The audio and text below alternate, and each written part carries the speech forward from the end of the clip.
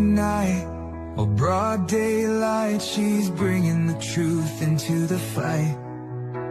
Shining a light where the shadows creep, for the lost, the stolen, the ones who will weep.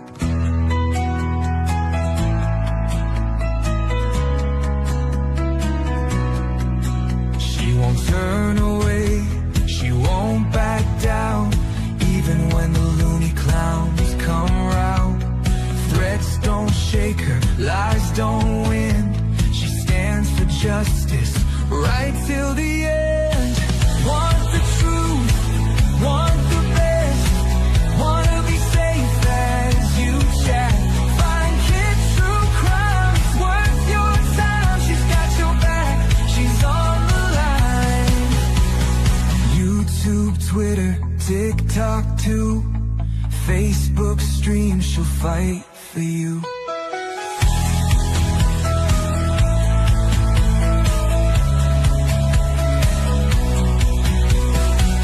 Chase fame, some chase views, but she fights for those with nothing to lose. For the kids who vanish without a trace, she won't stop till she cracks the case. They try to silence, they try to scare, but truth don't break and she's still there, calling out monsters, showing their game. Justice comes when you speak their name. Want the truth, want the best, wanna be safe as you chat. Find kid true crime, it's worth your time. She's got your back, she's on the line. YouTube, Twitter, TikTok too, Facebook stream, she'll fight for you.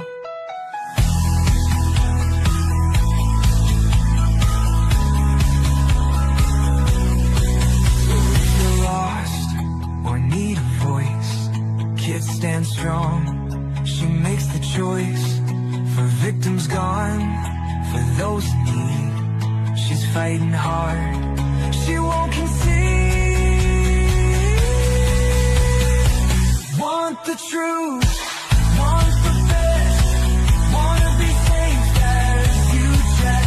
Find kids true crime, it's worth your time. She's got your back, she's on the line. YouTube, Twitter, TikTok too, Facebook streams, she'll fight for you. At the end of the day, this is all we have to say. Viper will always have her back. He will kick you right in the sack.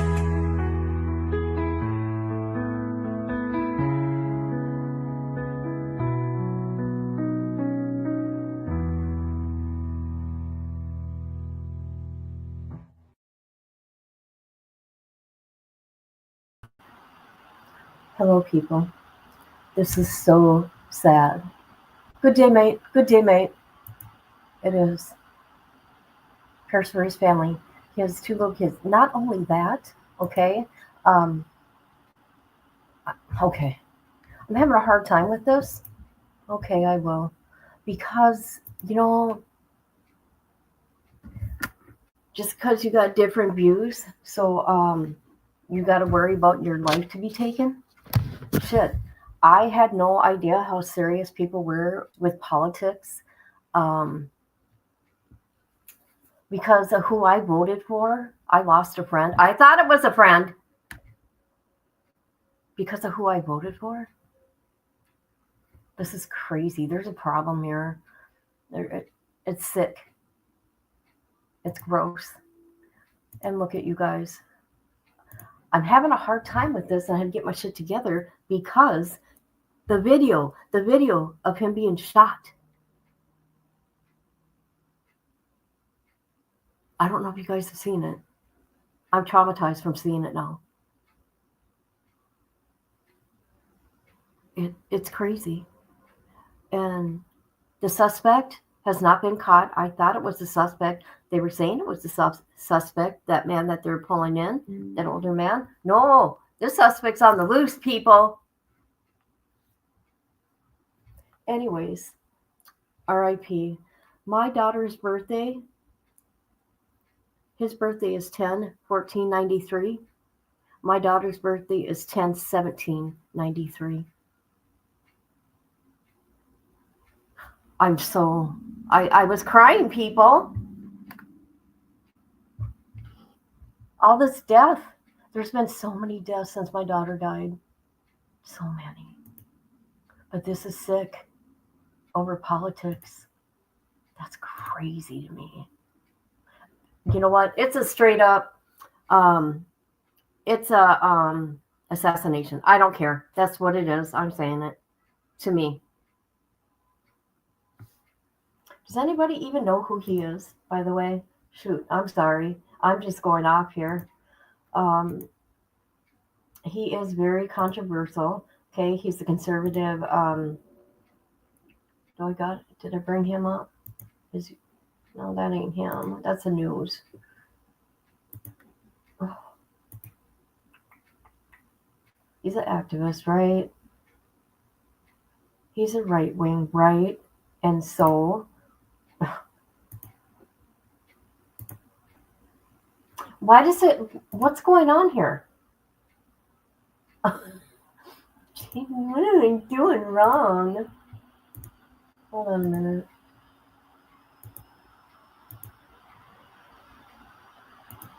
Here we go.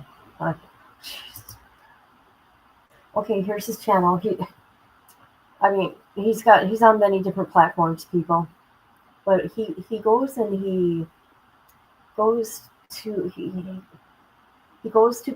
colleges, and he don't go fight with anybody. He talks about his beliefs, right? And while listening to everybody else's beliefs. But he can't have none, okay? I've seen it. He cannot have one.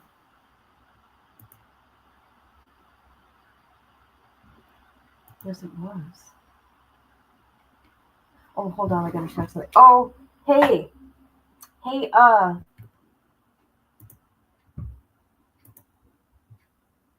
you, lady, Arvita. Guess what? I'm making money off you today. Sure am. Let's see. My Aussie, my mate, told me to go to PayPal. So you know what? I'm going there. Hold on. Where is it? Oh, you didn't have to do that. Hey, Arvetta. $38. $38. I made off you today talking about you. Also, my sis, she sent me $25. So thank you. Thank you very much. You guys are amazing.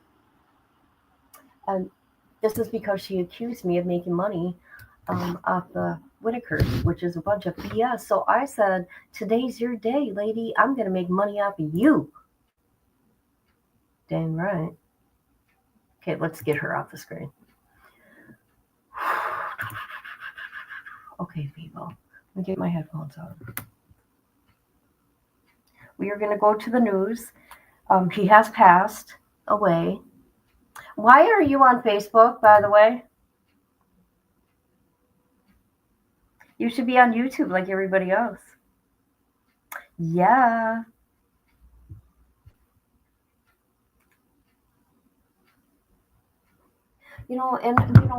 I cried because my baby girl died, right?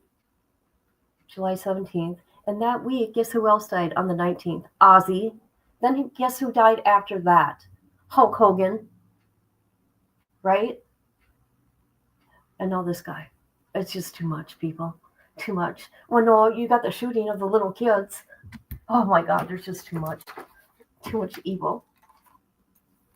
Too much evil. It just don't make sense. All right. Let's go to the news stations here. Let's see what we're gonna see what this lady says. Here we go. Now, what can lawmakers do? What can we all do as a society to prevent these acts of political violence? Because they are increasing. The fact that you had these assassination attempts against President Trump when he was running for office, the fact that you have these assassinations. Hold on. You're on the wrong channel. You should be on Kit True Crime. Hold on a minute. Let me get you there. Hold on a minute. You're probably on Kit Reloaded.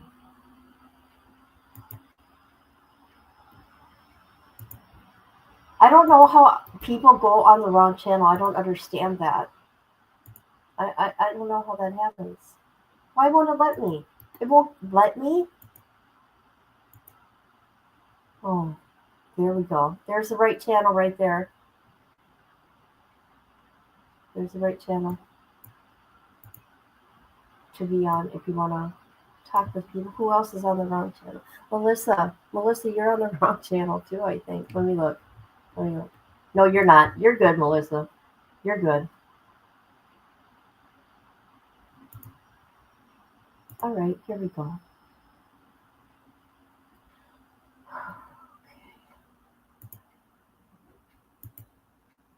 Okay. Hold on. Of lawmakers in Minnesota has just rocked the political world. And what we are hearing is enough is enough. And you can see the grief, you can see the shock and the anguish in the face of these lawmakers. But the question, Tom, what comes next? What will they do about it?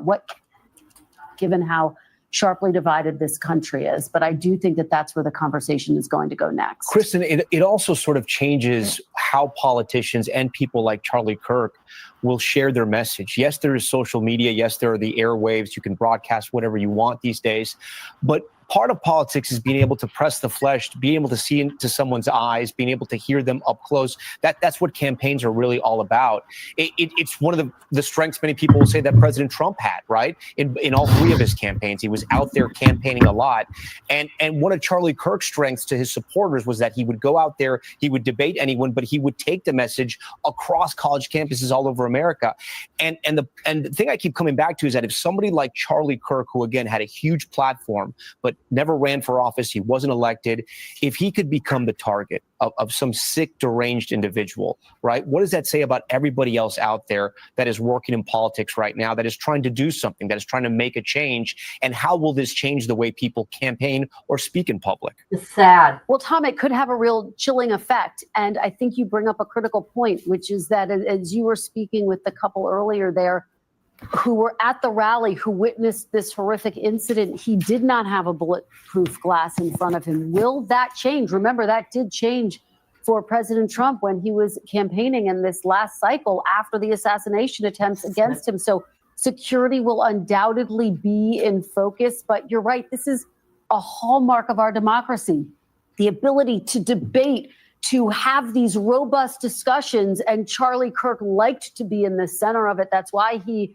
was someone who was respected by Democrats and Republicans. Tom, you had Governor Gavin Newsom appear on his podcast. And so the question becomes, how can these political events move forward in a more secure, safer way? And there you see the flag lowered at half-staff at the White House, a really somber day in Washington and Utah and all across the country, Tom. Yeah, the president ordering that right there. You can see the flag at half-staff. We also have a new statement from Turning Point USA. I want to put it up on the screen for our viewers here. It reads, "It is with a heavy heart that we confirm that Charles James Kirk has been murdered by a gunshot that took place during Turning Point USA's The American Comeback Tour campus event at Utah Valley University on September 10th, 2025.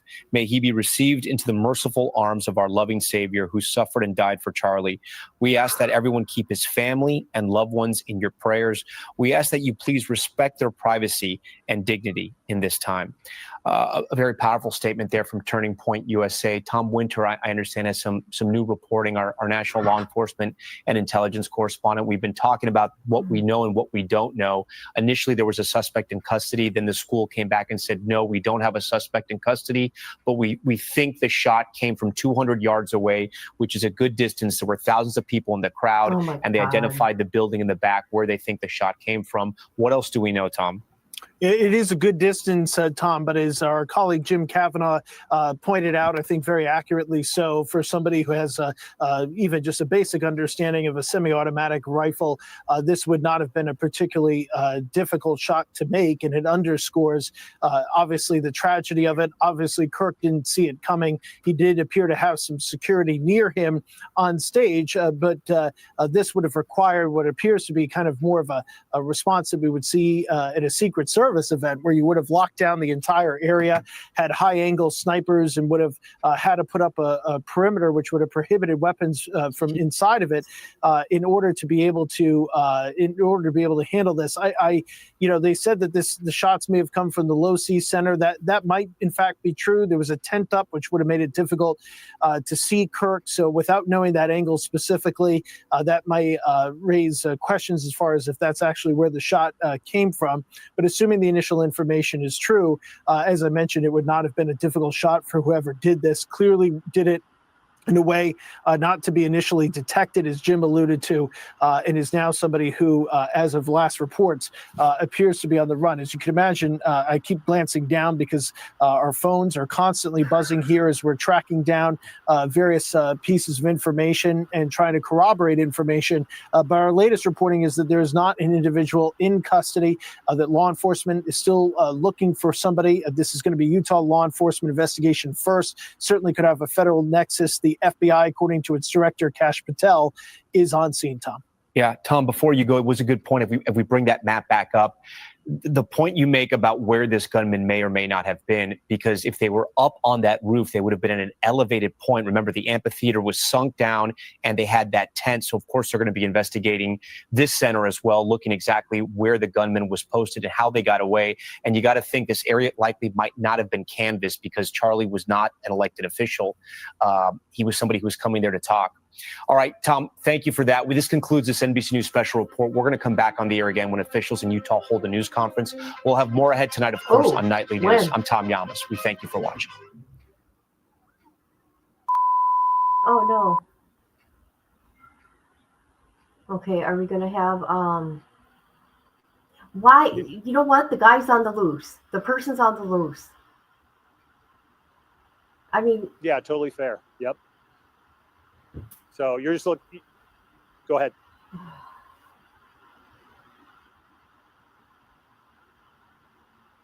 Charlie Kirk was one of the co-founders there. A spokesperson saying Kirk was, quote, murdered by a gunshot at Utah Valley University. We ask that everyone keep his family and loved ones in your prayers, and we ask that you please respect their privacy and dignity in this time. We're also seeing statements come out, one from the Utah Commissioner of Higher Education. Of course, this happened on a college campus. So just, again, re-emphasizing that there's no place for violence on college campus and condemning that. We also saw a statement from the Utah Chiefs of Police talking about this outdoor event, that his death was confirmed and that they are united against violence in all forms. Free speech and respectful political discourse are vital to ensure the health and vitality of our democracy.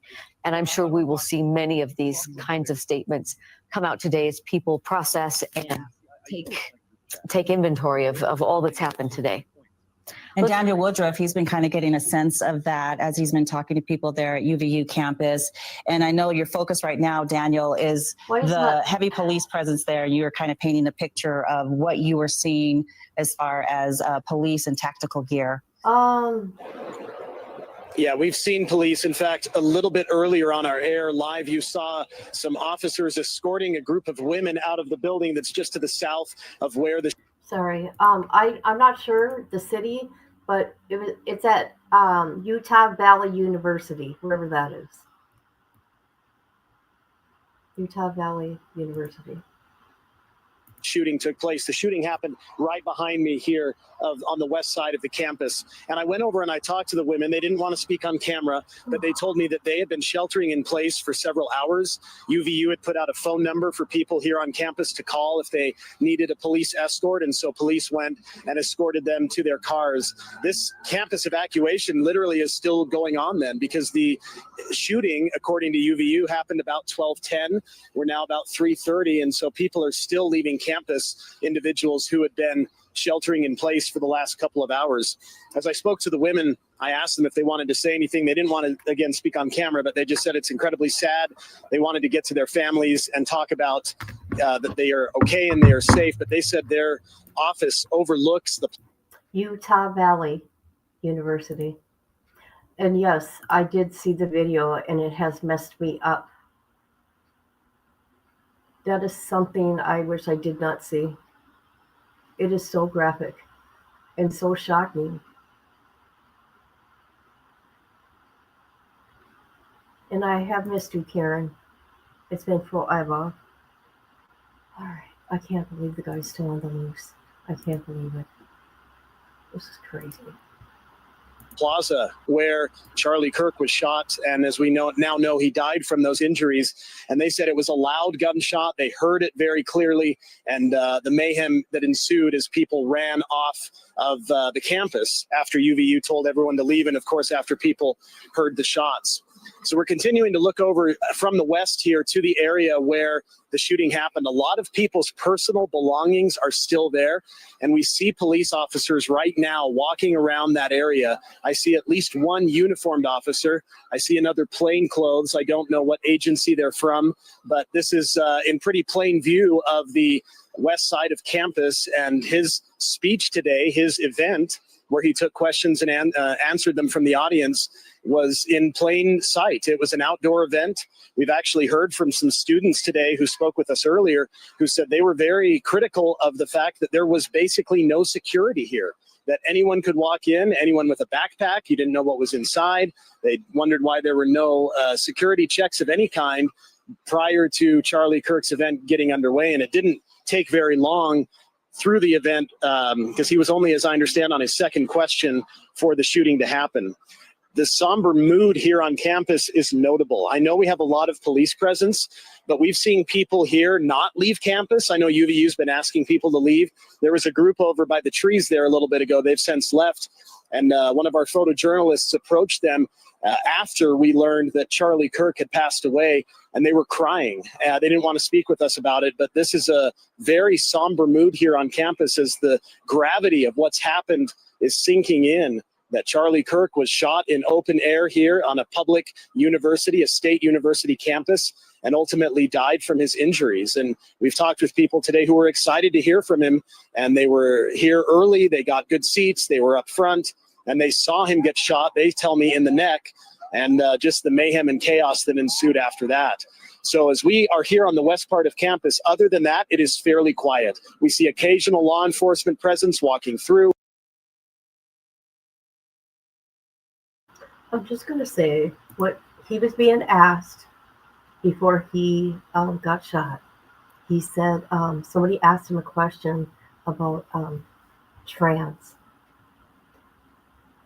And then after that, he answered that question really quick because that's a hot subject with him and other people, right? He started talking about gangs. And when he said gang, he got shot. It was so sick. So sick. Crazy. I mean, where was security? I guess his security are the ones that got him out of there. Where was everybody? What's going on? I don't understand this. He's a high-profile dude, right? Everybody knows. Well, I think everybody. I know who he is, right? I thought he was really good at listening to other people's views, and he's funny. And he says what he says, and, you know, yeah. And he listens to others. Yep. Yep.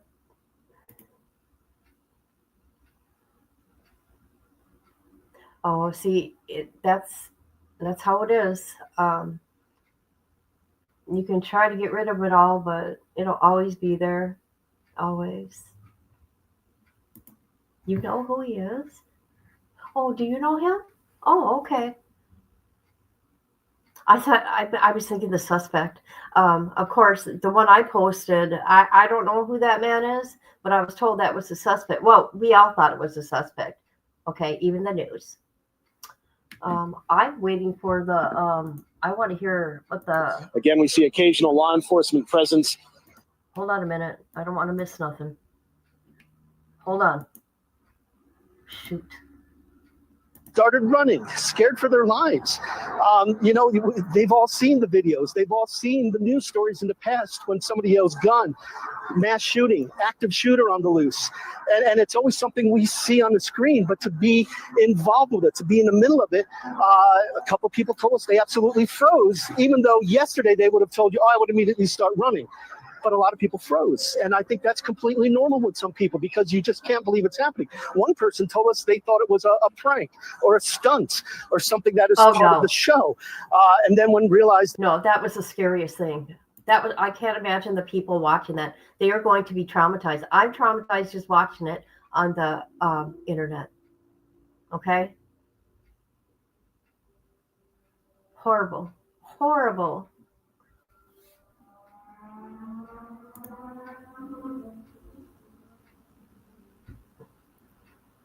Huh. I don't think that's true. I think it's strange that the university is not on lockdown. They said nobody's in danger there, right? I don't understand. Yeah. I don't know. That no, this is indeed real. It really hits home. The adrenaline hits you, and a lot of people making it out. Now, the good news in all this is that we haven't heard of a lot of injuries with anybody else. From everything we've heard is that people told us they only heard one single shot. We haven't heard of any injuries as people. See, now that's weird. But we may hear that. We may hear that maybe some people were injured. Who is Jason B. or whatever? How could he just sit there and film this when when he's right there? He's right there, you guys. During the mass fleeing of this general area. That will be a part of the press conference as well. But I think mainly the message right now is why? And that's, I don't mean to be flippant about it, but how? In Utah, it's just one of those things that we've seen far too many of these types of incidents. And what is the answer? I don't think anybody knows what the answer is at this point, but it's something that will continue to be talked about. And today, it's Utah's turn for us to talk about it, for us to make sense of it, for us to talk to the people who were involved in this and who saw this.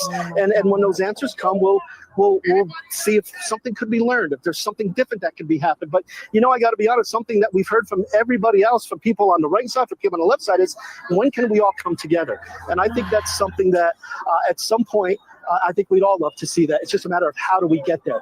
The response, as expected, is a big one, and it will continue to be a big one. I think just in the last few minutes, we noticed more police officers showing up. So as we continue to hang out here and get more information, we will pass it along to you, knowing that press conference here is in about 20 minutes. So let's head back inside for now. Yeah, Alex, you so well summed up the emotions and it's the disbelief. It's heartbreaking that this happened. Heartbreaking that it had to happen in Utah. There's just. It's beyond hard to express how so many people feel that way, that this happened in our state. I wanted to read out, we are expecting an update in just a few minutes. I wanted to read a statement from Lieutenant Cam Roden from the Utah Highway Patrol, who regarding whether a suspect has been arrested. He said nothing is confirmed right now. Hopefully we will get an update on that particular question, because that's really the thing that is still outstanding. Is do they have someone in custody? Is there still a threat on campus? And the fact that they are still escorting people out and telling people not to leave. You know what I think is disgusting? I'm seeing people in comment sections celebrating, like you said, happy. They're saying, I didn't like the guy. Okay, if you have different beliefs, whatever, but nobody deserves this. I don't care who you are.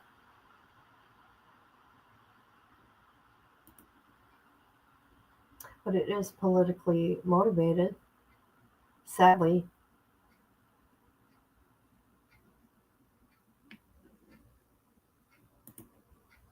I seen that girl on the train. And that man had been, he's been in jail 14 times. Yeah. That's crazy. hoping to be able to get here shortly. It's going to be pretty much a who's who here in Utah, all the leaders. We're going to have the governor here is what I'm being told. We're going to have the FBI here. We're going to have the Department of Public Safety top brass here also. So there's going to be a lot of different people that are going to be here, the main players as far as knowing what's going on in this investigation. As we've been hearing all along, this is just devastating as to what happened here at UVU. Obviously, this is a campus that has been safe for the most part as far as any kind of activity like this or a shooting like this or anything that where they have political people come here all the time. And so this is not unusual to be able to have different events, different things taking place on this campus, and then to have something like this. Everybody is just in shock here. So again, we're hoping to be able to have this press conference here at 4 o'clock inside of this auditorium here and hopefully be able to get some of those answers. But I'm being told from the FBI and also from the governor's office and also from the Department of Public Safety, all of those people are expected to be here. It's just a matter of trying to get some of those individuals here. You saw some of the traffic outside. You saw where Mike Hedrick is at and Alex Cabrera and some of the others there with all those police activities outside the campus there. It's a full house when it comes to police agencies and the number of officers here, the number of SWAT. We've been seeing, we showed you just a short time ago, we saw some of these SWAT members running, going in a different direction, racing down the street. We see them carrying all their gear as far as, their rifles and everything else like that. And so, there's a little bit of that. So we're hoping to be able to get some of those answers maybe as to what happened there or why were officers rushing to get to a certain location or why were they off to that or that location. But again, these officers combing the entire campus. We've been seeing that all along. We've been seeing officers and SWAT team members going basically from building to building, going inside, clearing them. Even for us to be able to get into this building, we had to go through security to be able to be here. And so they're very tight right now. All the doors are locked here on campus. Everybody, it's pretty much shut down for the most part. But again, a press conference expected to take place here in the next 20 minutes or so. Just I take back what I say. It is on lockdown. University is on lockdown. I was wrong. I gave wrong information, and I'm sorry. Behind me, and we'll of course bring that live to you as soon as we have that, and we're hoping to be able to find some of these answers. The scary thing out there, of course, on everybody's mind, if the shooter has still not been caught, where is he? Is he still on campus here, or is he off somewhere else? Did he take off, flee the scene? Could it be another location? And so there's still a lot of weariness here, and a lot of people just on edge in regards to, what happened, and then also what could happen if the shooter is still here on campus. We'll send it back to you guys, but again, we'll come live out here as soon as this press conference happens. All right, Dan, and this is not an incident, and I wish the news would quit saying incident. This is an assassination.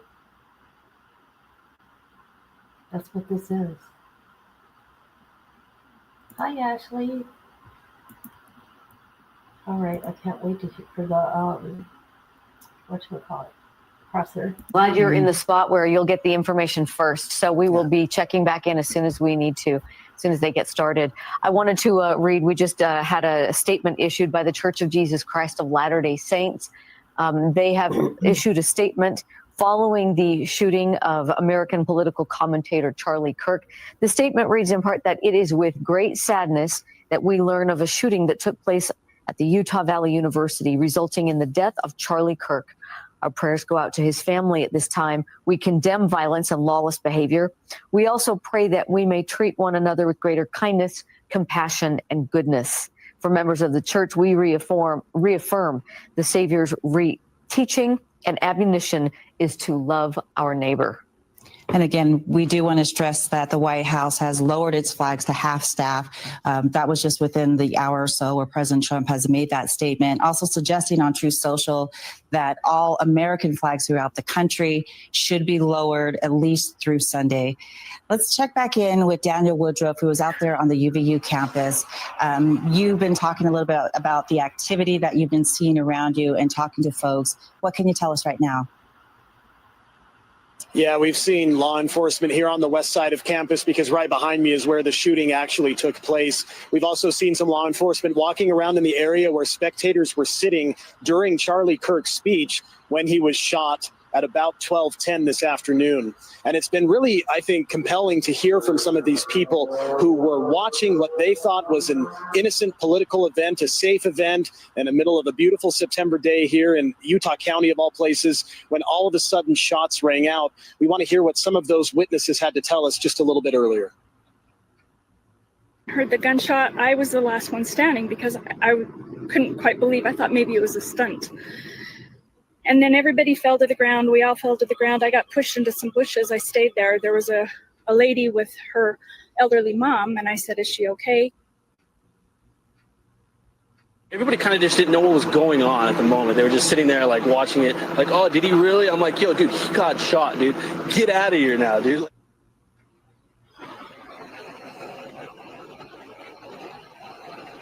Those were some of the witnesses. And really, in talking with one individual in particular, really has stuck out to me. He was so close to the stage. He saw it exactly happen. He saw Charlie Kirk get shot, as he put it, in the neck, and blood come out, and just a really horrific scene to witness. These are tough details, but that's what happened here at UVU.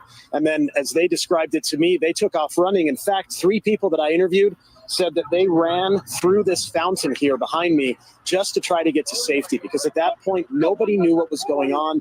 They thought it was a firecracker. Some people thought it was part of the show, and it turned out that it was anything but that. And Charlie Kirk was shot and later died from his injury. It was, let me tell you something, that video, okay, because it's a real shooting, right?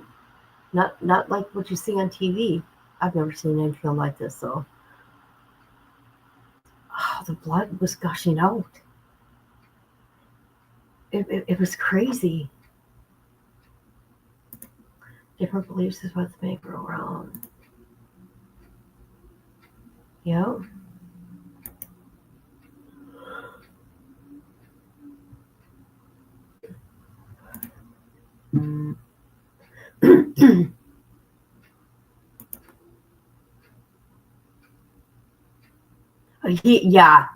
Yeah, I think so too.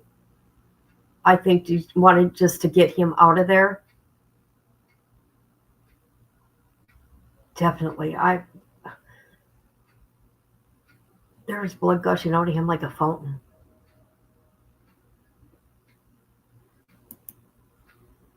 Yeah.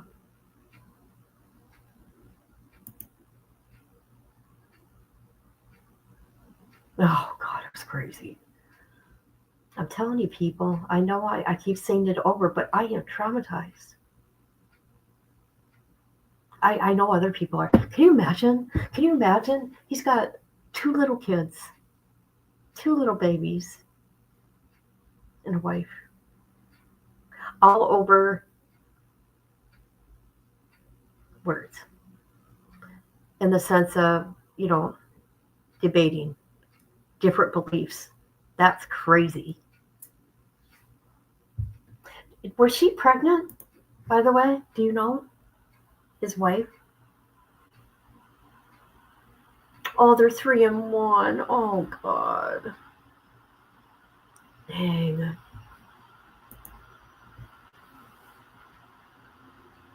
Yeah. Everything I've always watched on him, I laugh, but he always hears everybody out. And people they're so angry with him. And I'm like, why? Why are they so angry? I mean, come on now. What do you got to yell for?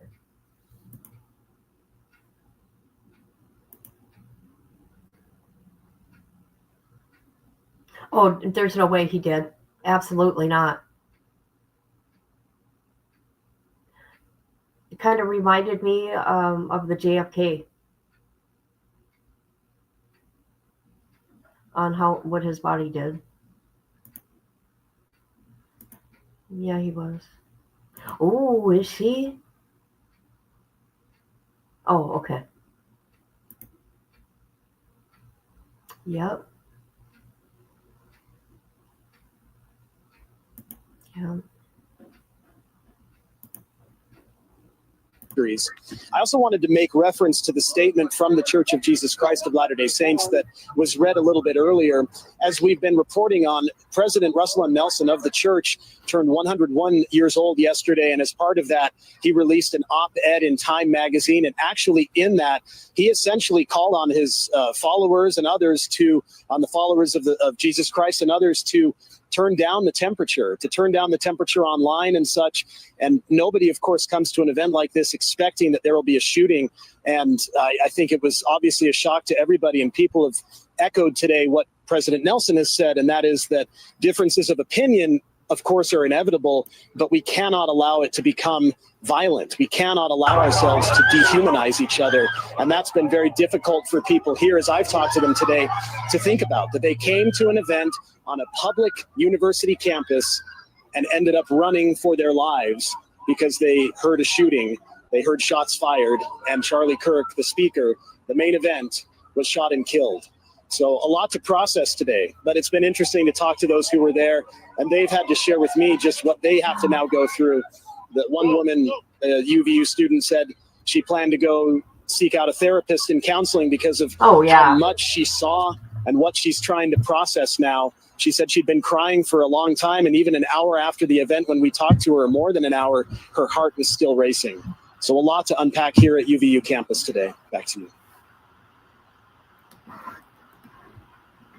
We appreciate that, Daniel, for that update. And it's so hard to watch this video because, and you alluded to that as well, to see the fear and the reaction from the thousands of students that were there. Yeah. I don't know what I'd do. Because you heard the pop, right? But to me, it didn't sound like it got, well, now I've really been paying attention since Trump got shot, but the bang I know, I guess, is from a rifle, right? That type of sound I know. Yep, wasn't it?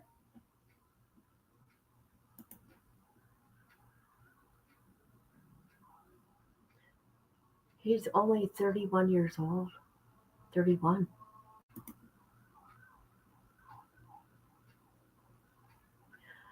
Those Democrats, okay, they need to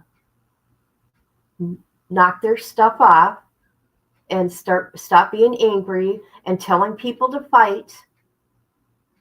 Okay, Congress, they need to stop themselves, right, and start doing stuff for the people and quit fighting with each other.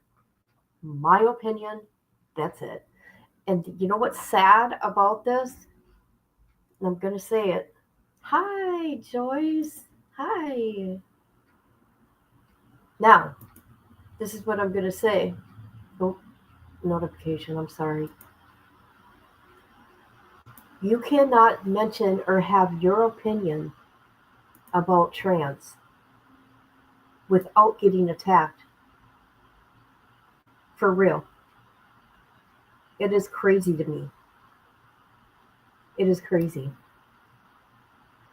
How are people, like, maybe they want to try to understand, but how can you when you're getting yelled at for, wondering? I don't know. It's sad.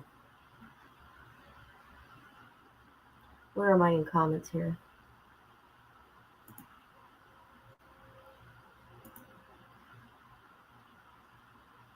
Nobody deserves this. Nobody. And it's not an incident. I wish the news would quit saying incident. It was an assassination. I know, right?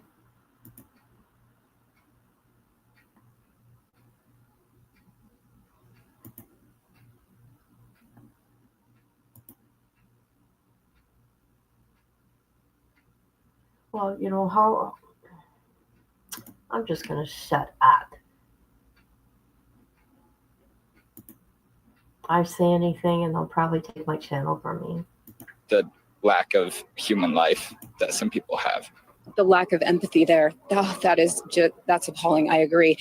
Now, when you saw what you saw, did you have a certain direction that you heard the shot come from, or did you think it was just one shooter? Yeah. So I was facing towards him, and it looked like the shot came from my left, so his right, and it just went through his neck and out the other side. It was gruesome. Now that we're still trying to parse through information and we know that the shooter is at large, what are your thoughts now? I hope they catch this guy. Nobody deserves to die, no matter what your political beliefs are. And I just think that if you do something like this, you deserve to go to jail for life. Thank you for sharing. I'm going to move on now to Jack. We have two Jacks here. So I'm going to start with you, Jack. What's your last name? Jack Stevenson. And tell me, where were you? How did you hear about this? What are your thoughts now? Yeah, so I was just kind of like on the middle left, farther away from Nick. But yeah, I just heard about it through social media, and I came to hear Charlie Kirk speak just because I thought it would be interesting and see what he had to say. And yeah, so that's why I came. So now in the aftermath, we're trying to piece things together. What are your thoughts now? Just prayers for his family is honestly just what I've been thinking this whole time. Like Nick said, you know, no one deserves to die, especially with a wife and 2 young kids at home and all of his extended family. I cannot even imagine what they're going through right now. Thank you so much, Jack. All right, Jack, what's your last name? Watkins. Okay, you were there and you specifically came out to see Charlie, correct? What were your thoughts at the time? Well, so I was with Jack Stevenson here, and we were kind of just like, we should just go just like for fun, just to see. We don't really care like about Charlie Kirk, but like, you know what I mean? Just go, you know, and just to be there, like, and like, it was good. Like it was really fun, but just like, it's just crazy that chaos just happened so quickly. And I mean, that's kind of all, I don't know. Do you have second thoughts about going to something like this in the future? I mean, I don't know. Yeah, a little, like it's pretty traumatizing, but I don't know. I mean, this doesn't really happen. Like he's gone to colleges all over the world, and it's just crazy that it happened at my college. You know what I mean? Like I just signed up to go here, just, you know, enrolled, and it's crazy to see that like the one thing that I go to, something has to happen, and it's just horrible, but I don't know. Thank you, gentlemen, for sharing your thoughts. So as we just heard, a traumatic experience for them and for, you know, students here that they know. And the fact that this shooter is at large is very, very scary. So as we have information continue to unfold, we will let you know. I'll send it back to you. It's so unsettling to hear from those college students. That gentleman, I'm just 18 years old. I mean, student who had just signed up. Jody, thank you for that report. Yeah. Okay. Again, we are waiting for an update in about 5 minutes. In the meantime, we have some updated information. Let's check in with Sarah Martin, who is at the Timpanogos Hospital. Let's find out what information are you hearing there at the hospital, Sarah. Right now, Timpanogos Regional Hospital, we believe, we don't have this completely confirmed, but we believe this is where Charlie Kirk was taken after he was shot at UVU. Heavy police presence here on the campus of Timpanogos Regional Hospital. The hospital in lockdown, according to security personnel. All appointments for the day were canceled after about 1 p.m. The hospital here turning away patrons unless it's an absolute emergency, unless they're arriving in an ambulance or in an emergency vehicle. Right now, we do have a small group of supporters of Charlie Kirk who have gathered on the corner of Timpanogos Regional Hospital to show their support and to show that they are, you know, here and willing to support. And we have one supporter here who's willing to chat with us. This is Matthew. Matthew, thanks for speaking. Thank you. Why are you here today? Why is this important to show up? Charlie has done so much for our nation, for America, for the youth, for the faith in America. And today feels like a Rubicon has been crossed by the left. And it's time for us to stand up for what we believe in, like Charlie, to take our liberty back and to really be the America that we're supposed to be. And we're here to give support to Charlie and his family, and all of his supporters and his staff and those that were here today and those that have taken care of him. You've been here, it's pretty warm out here. You've been here in the sunshine for about an hour that we've been with you, and we've seen a huge number of cars drive by and some very vocal. Has that been a positive experience for you so far? What have you seen? No, that's not the guy that asked questions. You're talking about just before he was shot, right?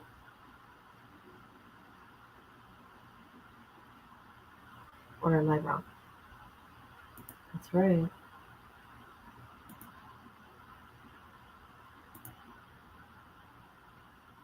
Crazy. Yes. No, that's not him. Believe me, I've been looking and zooming in on these videos, but X is doing a pretty good job at taking them down.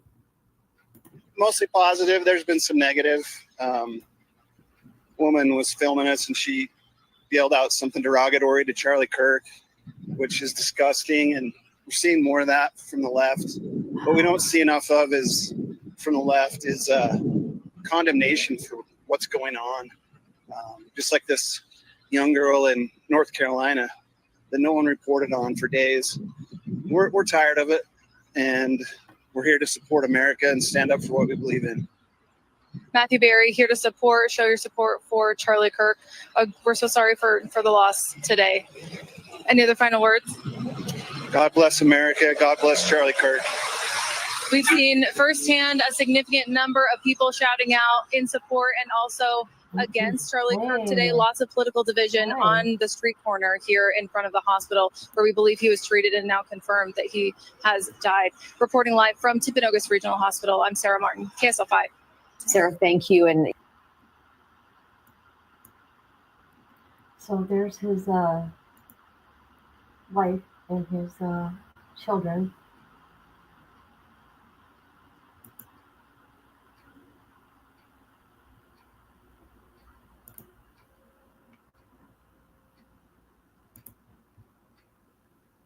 at least Dan Rascone is standing by. Dan, any news or any imminent start for the information there?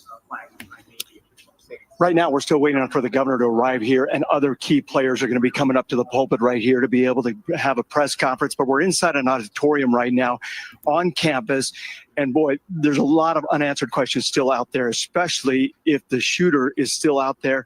We did see a picture that somebody sent me of some SWAT team members out in the Orem neighborhood there.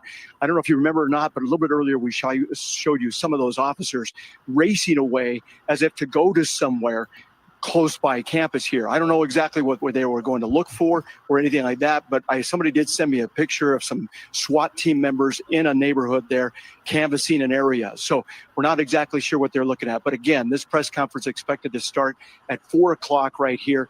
And we're expecting the governor to be here. We're expecting the FBI to be here and also the Department of Public Safety. Again, this is a podium right here. We see it all set up. We're wanting to be able to talk to them. This is just a real tragedy. I mean, this is not only a local story or even a national story. This is going to be an international story here as to what happened here at UVU today. I did talk to a public affairs individual here on UVU campus. He said that Charlie had about 8 security personnel there with him at that event. They also had several other security personnel from UVU that was also at that event. And so we're still trying to get details exactly what happened there.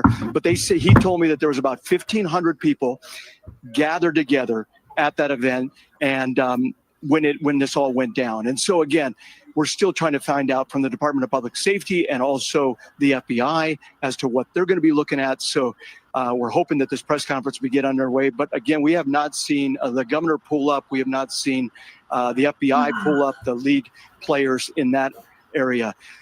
Here on campus, it's completely locked down right now. We had to kind of go through security in order to get into this building here just because they have everything locked down. The doors were locked and in order to be able to get in here. So they're sweeping all the buildings. So it's very clear that maybe they still have not found the shooter or that they're still making sure that he may not be hiding here on campus. I also saw some video of someone that sent me some video of possibly someone up on a roof. Now, again, we're not able to confirm any of that. We're not able to say what exactly that was. But again, somebody shot some video, some cell phone video of somebody up on a roof. And I don't know if that had anything to do with this or not.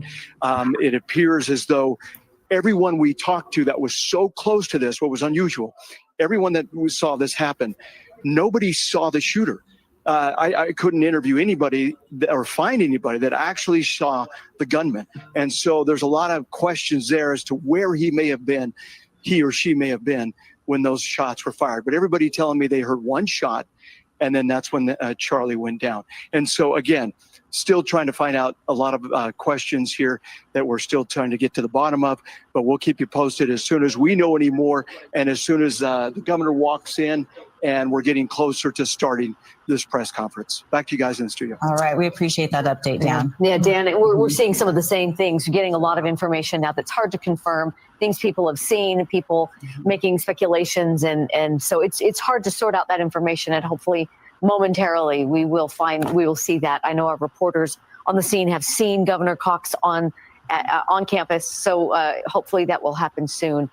Let's check in with now Jody Reynosa, who is outside campus. Jody, what are you seeing on your end?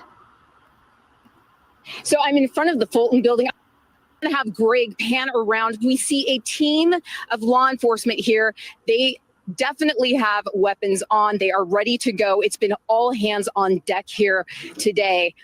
Now, we've heard from dozens of people today, primarily students, as you know, and the feelings have been shock, appalled, angry, sad, worried, scared. Things that people just should not have to hear about. One of the things that I discovered today was a gentleman who he did something very honorable. He's a professor here at UVU, but he also used to be in law enforcement. He was at the time in a building far away from the venue and the scene where Charlie Kirk got shot.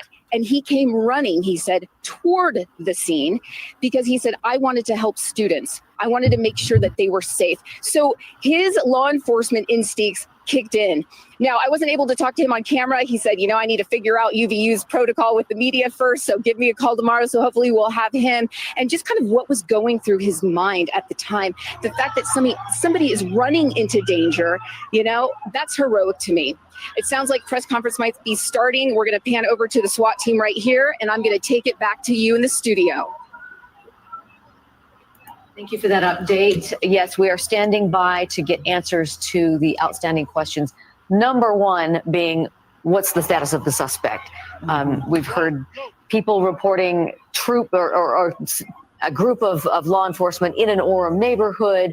We've heard a lot of different things. And so hopefully they will let us know if they know who the suspect is. And right now they're not confirming that there's anyone in custody. All right. We want to check back in with KSL's Sarah Martin. She has been at the Timpanogos Regional Hospital, where you are telling us that they have since canceled all appointments moving forward this afternoon. Well, yeah. That's right. Timpanogos Regional Hospital is on lockdown. All of the parking lots surrounding the hospital are closed at this time. Interesting. Security guards and law enforcement personnel are telling people to go home. Oh, that's interesting. Did you hear that? The hospital's on lockdown. Now, why would that be? Just a thought. Their appointments are canceled and to reschedule those appointments at a later date. UVU is just about 2 miles away from this hospital campus. At about 12:30 in the afternoon, that might have been a 5 to 8 minute drive here to this level 3 trauma center. We believe that Charlie Kirk was taken here just after that shooting at UVU, though that hasn't been completely confirmed to us. There is a large... Okay, I want to hear from these people. People at the Capitol. See what they got to say.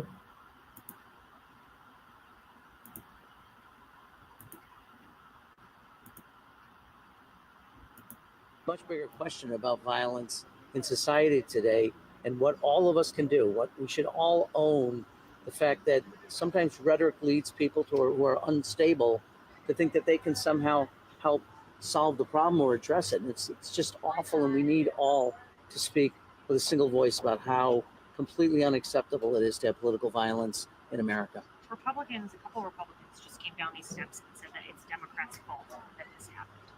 Your response to that? I think on a day when this young man has lost his life and his family is grieving, to be talking about the politics of this is just so inappropriate. And look, at the left and right, if that's what we're going to do is just point fingers based on ideology, when a tragedy like this happens, I think we have lost our way as Americans, as civil society. I think it has no place today in any of the conversation. Appreciate it, Congressman.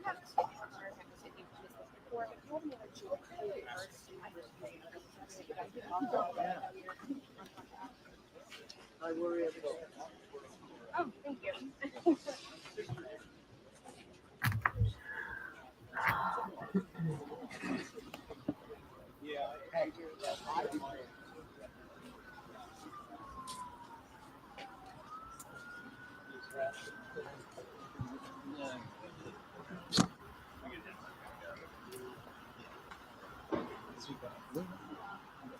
Luna, we got twice.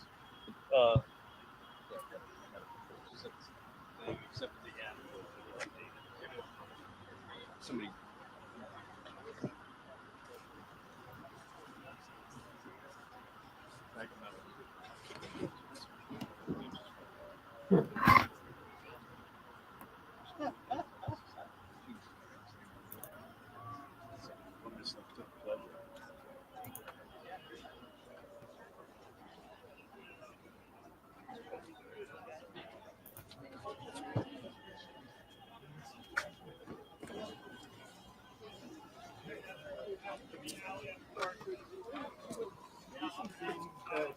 Democrats and elected officials of both parties can do to kind of tone down the rhetoric after Oh, I can't stand what it. happened with Charlie Kirk? I'll keep my mouth shut.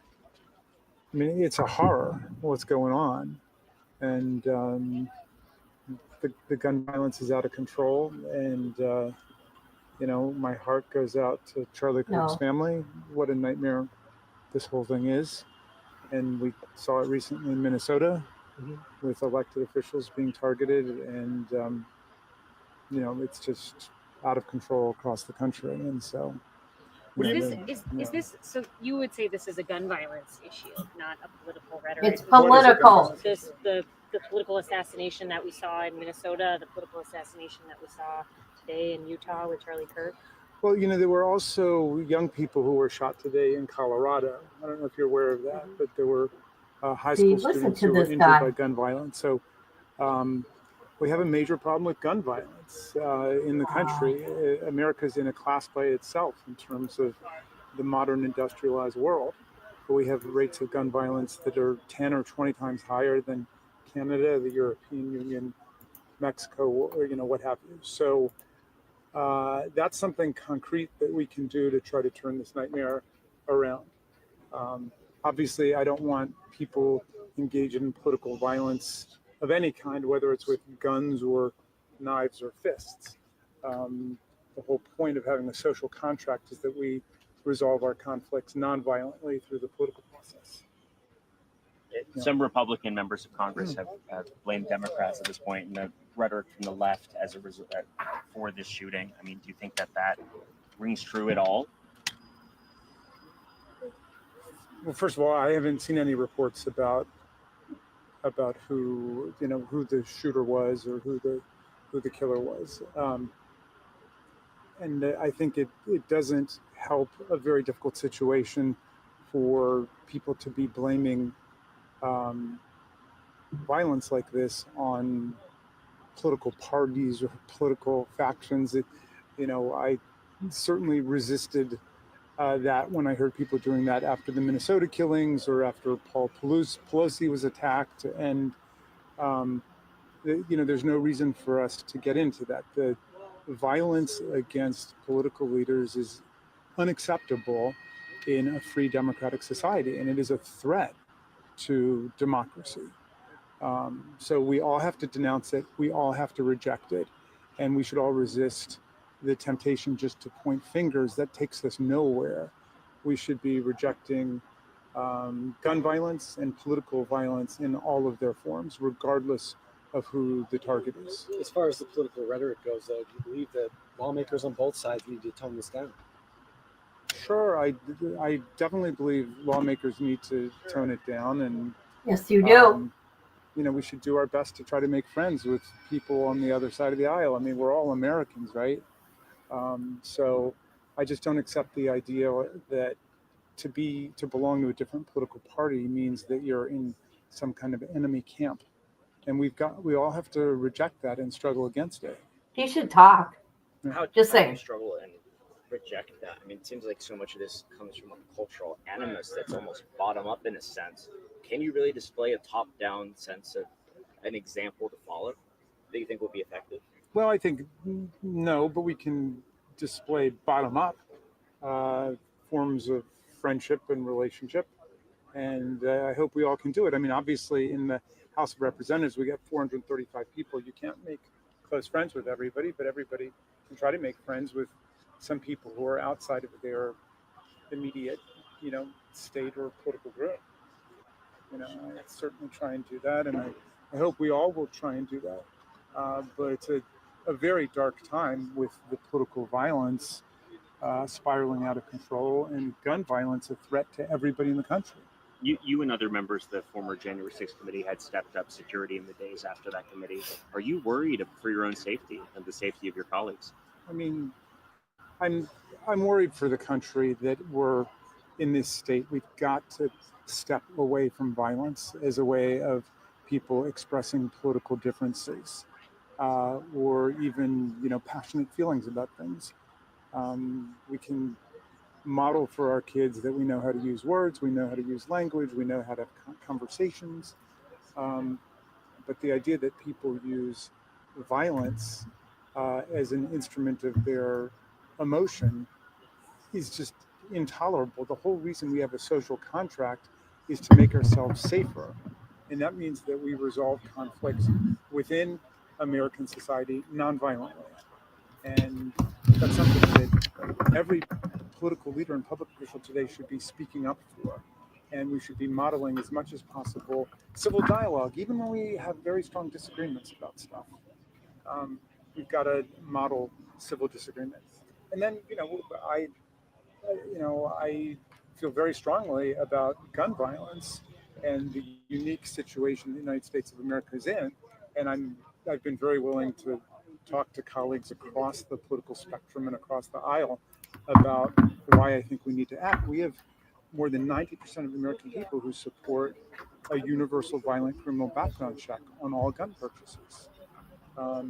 Commanding majorities support bans on assault weapons, so we don't, see, future horrors like we did in Newtown or in Parkland, Florida.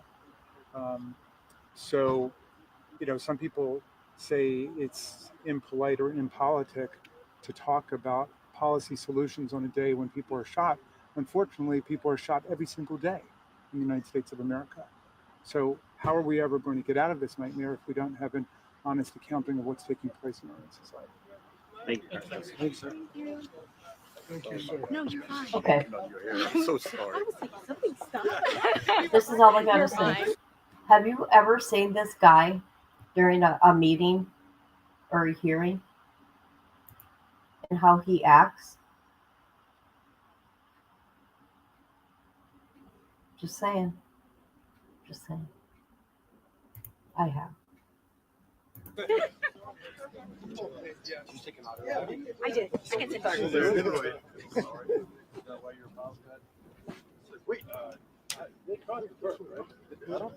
No, the last I saw, they were searching for him. Yeah, I don't think they did. Snipers. Yeah. I've been running around.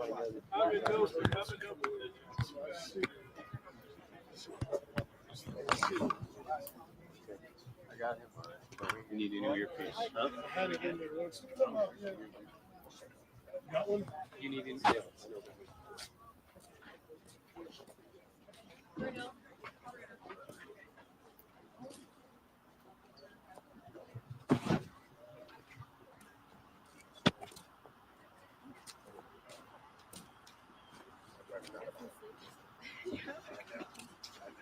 Congressman, your reaction to the assassination of Charlie Kirk? Well, the killing of Charlie Kirk. I mean, it was obviously shocking. The way that happened, and as I said earlier, the absurdity that this is a guy that you can disagree with him. I obviously agreed with him on most things. This is a guy that was trying to open up dialogue and engage in civil discourse across college campuses, and it was part of his appeal, even those that disagreed with him. right? Just engaging in an open debate.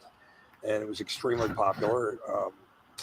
And, you know, this is going to be one of those things that, you know, changes some things. I haven't quite yet figured out how or what, but, you know, it's,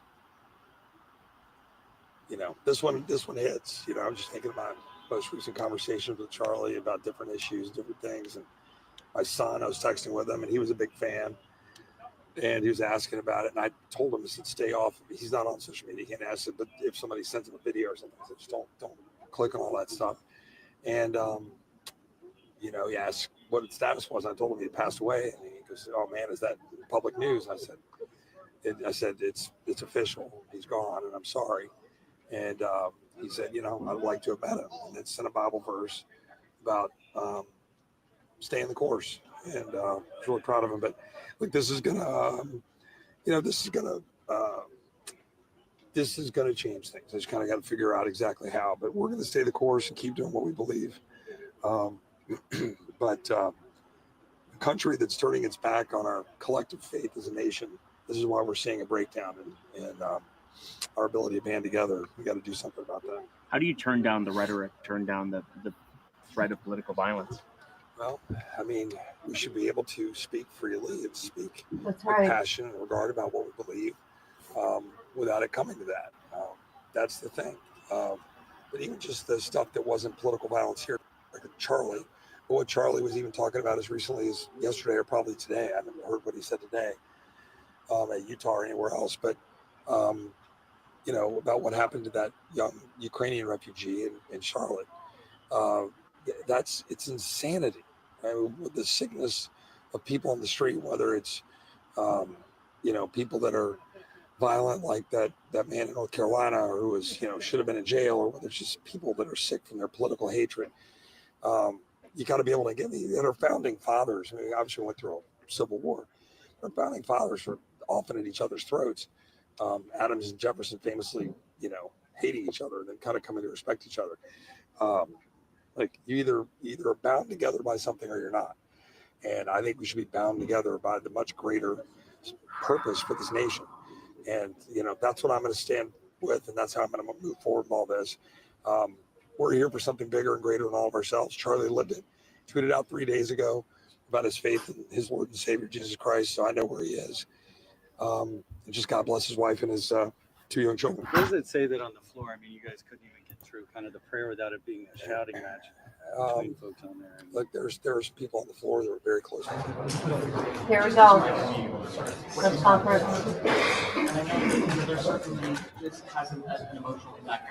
Look at the homicide, but also just have a homicide, but also just have reporter mode, and you have to sort of cover this. Right.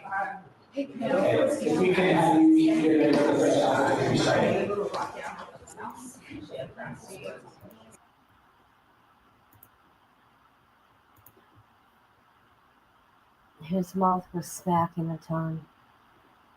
He stopped. Incredible deep thinker, grounded in philosophy. And I remember a couple months ago, he was over at Oxford, you know, debates or whatever it was. Just like true deep thinking, you know, classical education type engagement on the things that we believe, and that's really important. It's important to have thoughtful discourse that makes you think, that forces you to go through logic and reasoning and our history, and be rooted in history, and not let you get away with your sound bites and turn and walk. Charlie was not that. Charlie was the opposite of that. Again, you can disagree with him, but he was deeply rooted in philosophy and principle and faith and knowledge and history, and we need more. Hello, everyone. I'm Bo Mason, Commissioner for the Utah Department of Public Safety. Today, at approximately 12:20 Mountain Standard Time. Oh, God, this sound sucks. Police officer Charlie Kirk was shot in an event at Utah Valley University. He was taken by a private vehicle to Timpanogos Hospital, where he later passed. Utah Department of Public Safety will be co-leading this criminal investigation to find this killer, along with the Federal Bureau of Investigation. We're working in unison with the County Sheriff's Office, the local police department, and the University Police Department, all all of which have been very cooperative and fully engaged in this process. Shortly after the shooting, we did have a suspect in custody, George Zinn, but he was released from custody after we identified that he did not match the shooting suspect, was not an accurate person of interest. However, he has been booked in the county jail by Utah Valley University Police Department for obstruction of justice. We do still have an active investigation for the person of interest. This incident occurred with a large crowd around it. There was one shot fired and one victim. While the suspect is at large, we believe this was a targeted attack towards one individual. This is a tragic moment in our state and our country. As we heal, we encourage everyone who's struggling with news of the incident to call 988, our state mental health crisis line. In addition to that, our partners with the FBI will also be discussing other ways we can communicate through the public for tips and other information. Thank you. Good afternoon. On behalf of the FBI, we extend our sincerest condolences to the family and friends of Charlie Kirk. Our thoughts are also with the people who witnessed this traumatic event. We know that what you experienced was very difficult. Our thoughts are with you as well. As soon as we heard about the shooting, special agents and personnel from the Salt Lake field office responded immediately. We have full resources devoted to this investigation, including tactical, operational, investigative, and intelligence. To be clear, the FBI will fully support and co-lead this investigation alongside with our partners. We are working on setting up a digital media tip line, and as soon as it's established, we'll get that information out to everyone. I know there's a lot of questions. This is very much an active case, and this investigation is in its early stages. We are following all the leads and all the evidence. If anyone has any information, please report it to the FBI or local law enforcement. Thank you. On behalf of President Jimenez, who we've been communicating with, and she's on her way back right now, I say that on behalf of Utah Valley University, we are shocked and saddened by the tragic passing of Charlie Kirk. We express our sincere condolences to the Kirk family. We grieve with our students, faculty, and staff who bore witness to this unspeakable tragedy. He was invited by the student group Turning Point USA to speak on our campus. We firmly believe that UVU is a place to share ideas and to debate openly and respectfully. Any attempt to infringe on those rights has no place here. We do not condone any form of violence at UVU and seek to make our campus a safe place for all. Ladies and gentlemen, thank you for joining us on this dark and tragic occasion. I want to thank our law enforcement officers who are leading this investigation, starting with Chief Long and his response here with the UVU Police Department. We're grateful for your leadership and your team. And again, to the speakers that you've just heard from who are co-leading this investigation. I also want to recognize Sheriff Mike Smith, who has been an invaluable partner as this investigation moves forward. I've been in touch with President Trump, with FBI Director Kash Patel. We are completely aligned with our state and federal partners as we work through this case. Now, this is a dark day for our state. It's a tragic day for our nation. I want to be very clear that this is a political assassination. We are celebrating 250 years of the founding of this great nation. That founding document, the Declaration of Independence, that this great experiment on which we embarked together 250 years ago, that we are endowed by our Creator with certain unalienable rights. The first one of those is life. And today, a life was taken. Charlie Kirk was foremost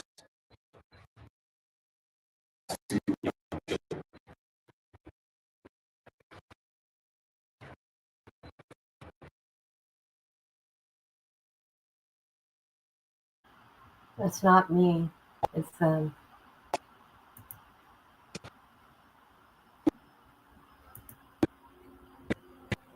See, they said it.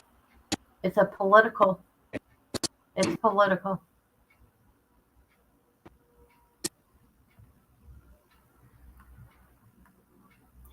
I think it's strange that at the university, this is what it looks like, the stream. I think maybe they're the FBI or the police, whatever it may be, is what did they do that when they mess with the Wi-Fi? Or they're jamming something? I can't remember. I'm sorry, you guys. I'm not thinking right today.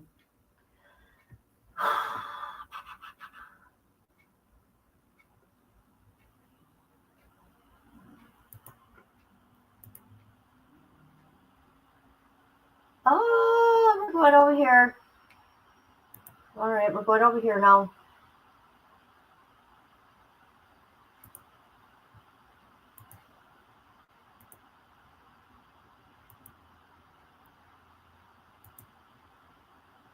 Can bring back Charlie Kirk.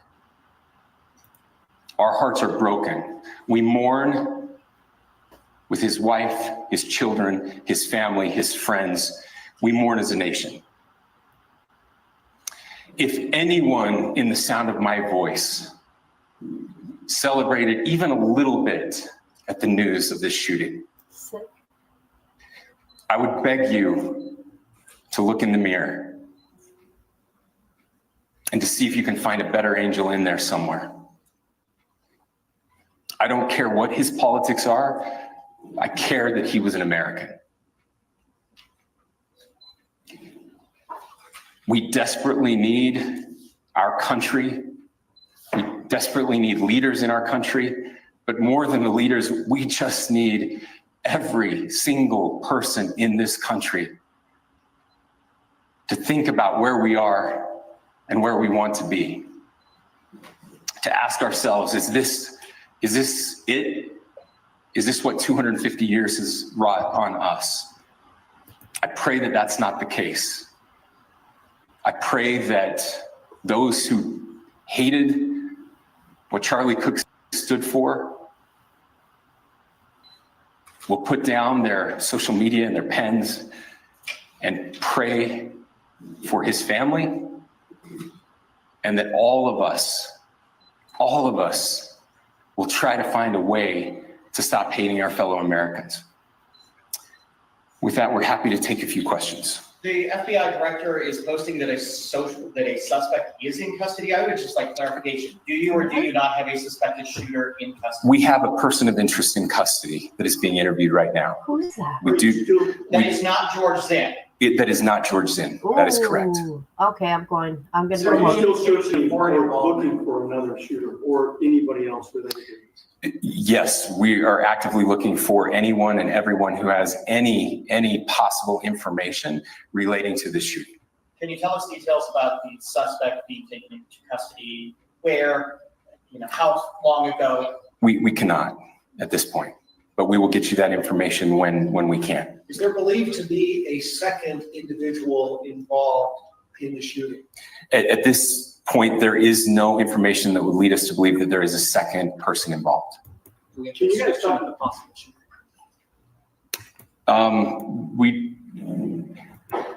Do you want to talk about what we know there? Yeah. The only information we have on the suspect, the possible shooter, is taken from closed circuit TV here on campus. We do have that. We're analyzing it, but it is security camera footage, so you can kind of guess what the quality of that is. But we do know dressed in all dark clothing. Okay. But we don't have a much better description other than that. Where's the police shot came from? The FBI here says they have the suspect. I'm reading it right now.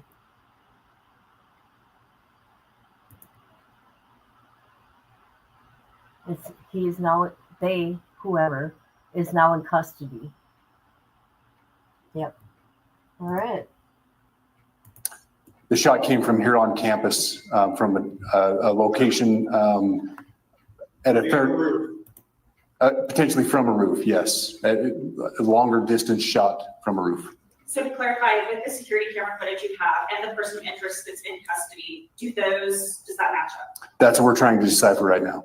So did FBI or DHS have anything on the threat? I can't speak. I'll just say that the investigation's ongoing, and as soon as we have further information, we will be sure to release it. Any indications of foreign intelligence involved? As of now, I can't comment on any of that. Thank you. Can you talk a little bit about the security of the event itself? Who was there security-wise, and what happens on these kind of events? Chief Long. So my name is Jeff Long. I'm the police chief here at UVU, and I'll tell you right now, we are devastated. We're a small police department. We have a very large campus. We have over 40,000 students, and we love our students. We love our visitors, and we're devastated by what happened today. This is the police chief's nightmare. I'm very saddened for the Kirk family. I know his wife and parents found out about this. You know, obviously he's away from home. He's here in Utah. They find out by a police officer that visits their home. That's tragic. Nobody wants that. But I can tell you about our venue today. This was an open venue. This is outside. We did have 6 officers working that event. We had probably over 3,000 people that were in attendance. Oh my God. It sat down in kind of a bowl area here on the central campus. We have a waterfall area. And so he was kind of in a lower area surrounded by buildings. You know, we had some plainclothes police officers that were in the crowd as well. You know, we train for these things, and you think you have things covered, and you know these things. You know, unfortunately, they happen. You try to get your bases covered, and unfortunately today we didn't. And because of that, we had this tragic incident. So we did have officers there. We had Charlie Kirk's team. He has a security team that travels with him, and they were here with him when he was shot. Was the gun recovered? I'm sorry, say. Was the weapon recovered? At this point, I can't disclose that. When Charlie Kirk was shot, there was a question being asked about mass shooting. Was that person apprehended? And do you know who asked that question? Say the question again. I don't know if I understand what you're saying. When Charlie Kirk was shot, he was answering a question about mass shootings specifically. Was that person apprehended? And do you know who asked that question? I do not. We do not have that at this moment. What kind of weapon was used? Ladies and gentlemen, we have time for just one more question, so thank you. Yeah, a question for the chief as well. Was it your team or Kirk's team or a combination of both that kind of set the security protocol for the event? So we work together. You know, he has his team, and they do this all over the country. We all know that. This is not uncommon for them. They're very comfortable on campuses, and I was coordinating with his lead security guy, and so yeah, we were working together. Was this a sharpshooter type shot? Ladies and gentlemen, those are all the questions that will be answered today. Again, thank you for covering this. We will be updating you as soon as we have additional information through normal channels, working with law enforcement. Again, our deepest condolences to the Kirk family and to the students who were there today. I would just ask everyone everywhere to please pray for their family and to pray for our country. We need it now more than ever. Thank you. All right, we've just been listening to Utah officials, including Governor Spencer Cox, talk about the assassination of Charlie Kirk. A bit of confusion there for many of us covering this and the press as well that was gathered, because the head of the FBI director, Kash Patel, put out a post on X just before this news conference saying that the subject of the shooting, I'm going to read it here, the subject for the horrific shooting today that took the life of Charlie Kirk is now in custody. Now, it was unclear from the news conference who exactly was in custody, but later the governor saying there was a person of interest in custody, and later a police officer saying that they're trying to sort of connect the dots right now. I do want to bring in our national law enforcement and intelligence correspondent, Tom Winter. Tom, look, things are very fluid. This just happened happened a few hours ago.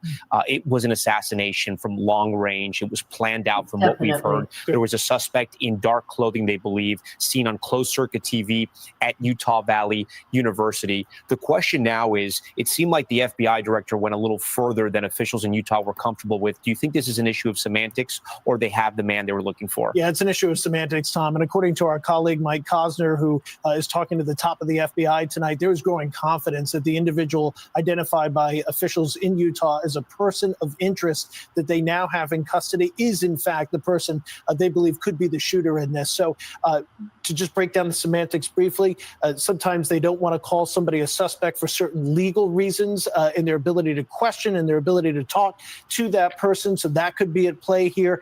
In addition to that, they want to make sure that they can match up the evidence that they've recovered and seen so far to this person before officially calling them a suspect. Right, but right now they have a real good feeling that the person they think is responsible for this assassination, they do have in fact in custody. The governor's saying they're going to look for anybody that may be connected to the shooting, but they don't believe that there was a second person involved in the shooting, that the shooter likely was on the roof of the building about 200 yards away from where Charlie Kirk was speaking. Long-range rifle, able to hit Charlie Kirk somewhere in the neck or the chest, killing him in front of a crowd of thousands that had gathered at this university there in Utah.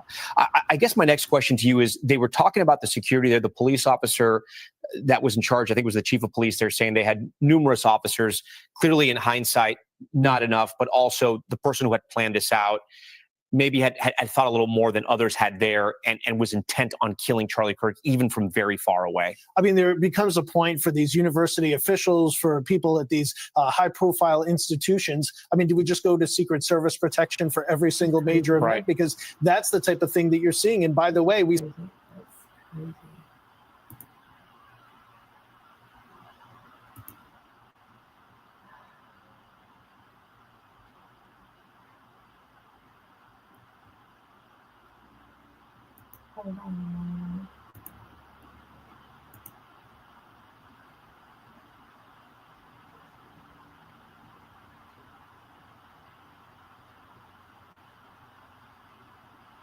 I'm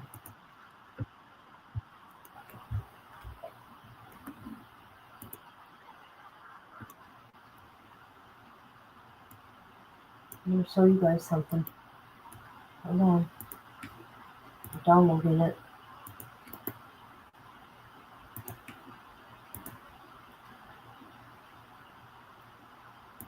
Hold on.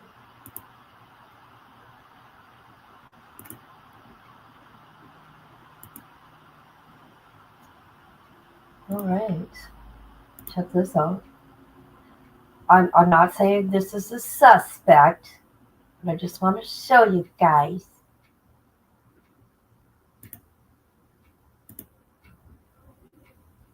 I'm going to show you two, actually.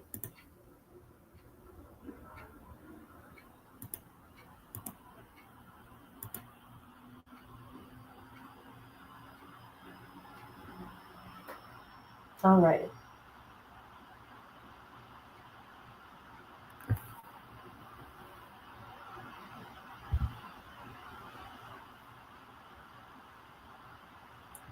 I'm trying to upload 2 videos. I don't know what's taking so long. It's StreamYard. All right. Is that the one? No, that ain't the one I want.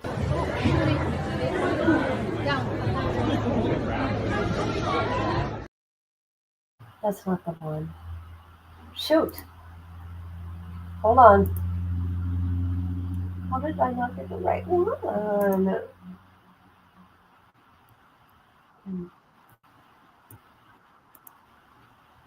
Check that out. Ooh. Sorry, guys. I'm just trying to get some stuff for you, for us to look at here as it's coming in. I got the worst headache right now.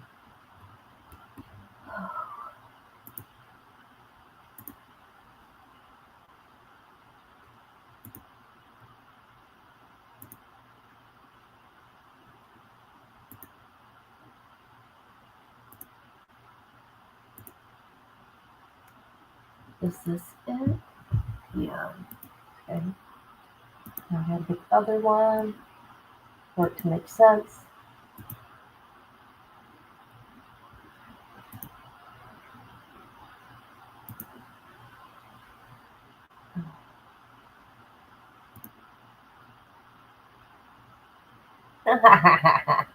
Oh my God. All right. So I'm going to show you guys this. All this is alleged right now. It's not 100% confirmed. It's alleged. So the first one is a video with him on top of the roof where the SWAT team was. Getting right up.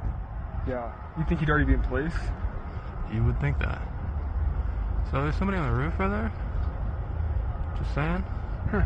He just ran from over, where's my finger? Well, from over there, ran in, and now he's right there. Just saying, just.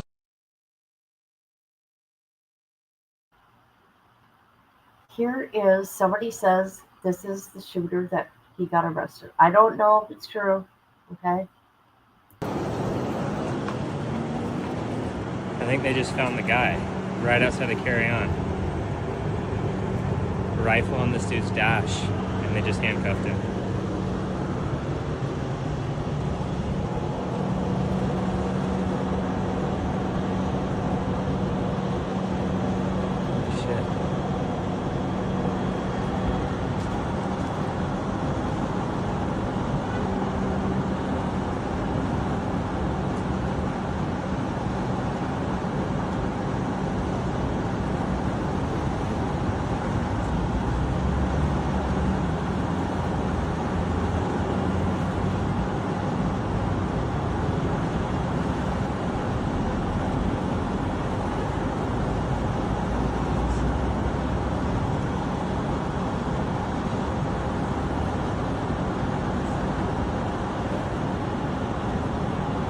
Do you see his gun?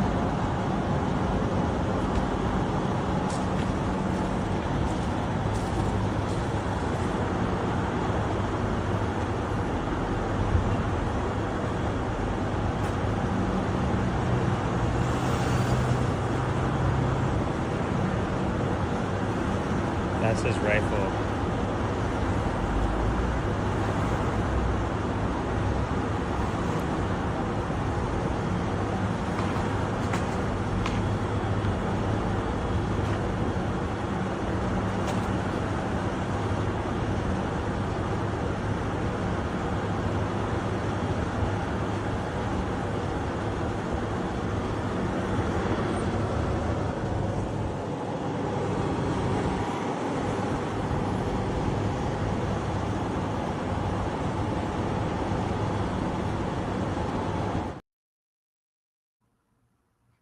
All right, and I want to repeat myself, and there's no, this is wrong. I don't care what you believe in and what, whatever. Nobody deserves this. This is not okay.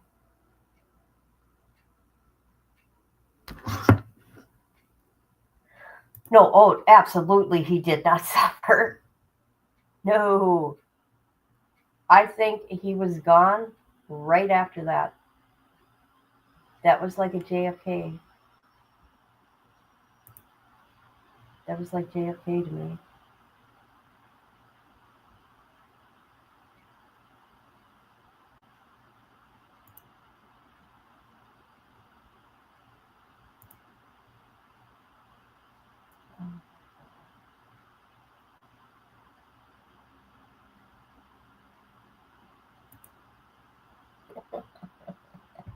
Oh my God. He had a rifle. That man had a rifle. How many people are you going to find walking around with a rifle?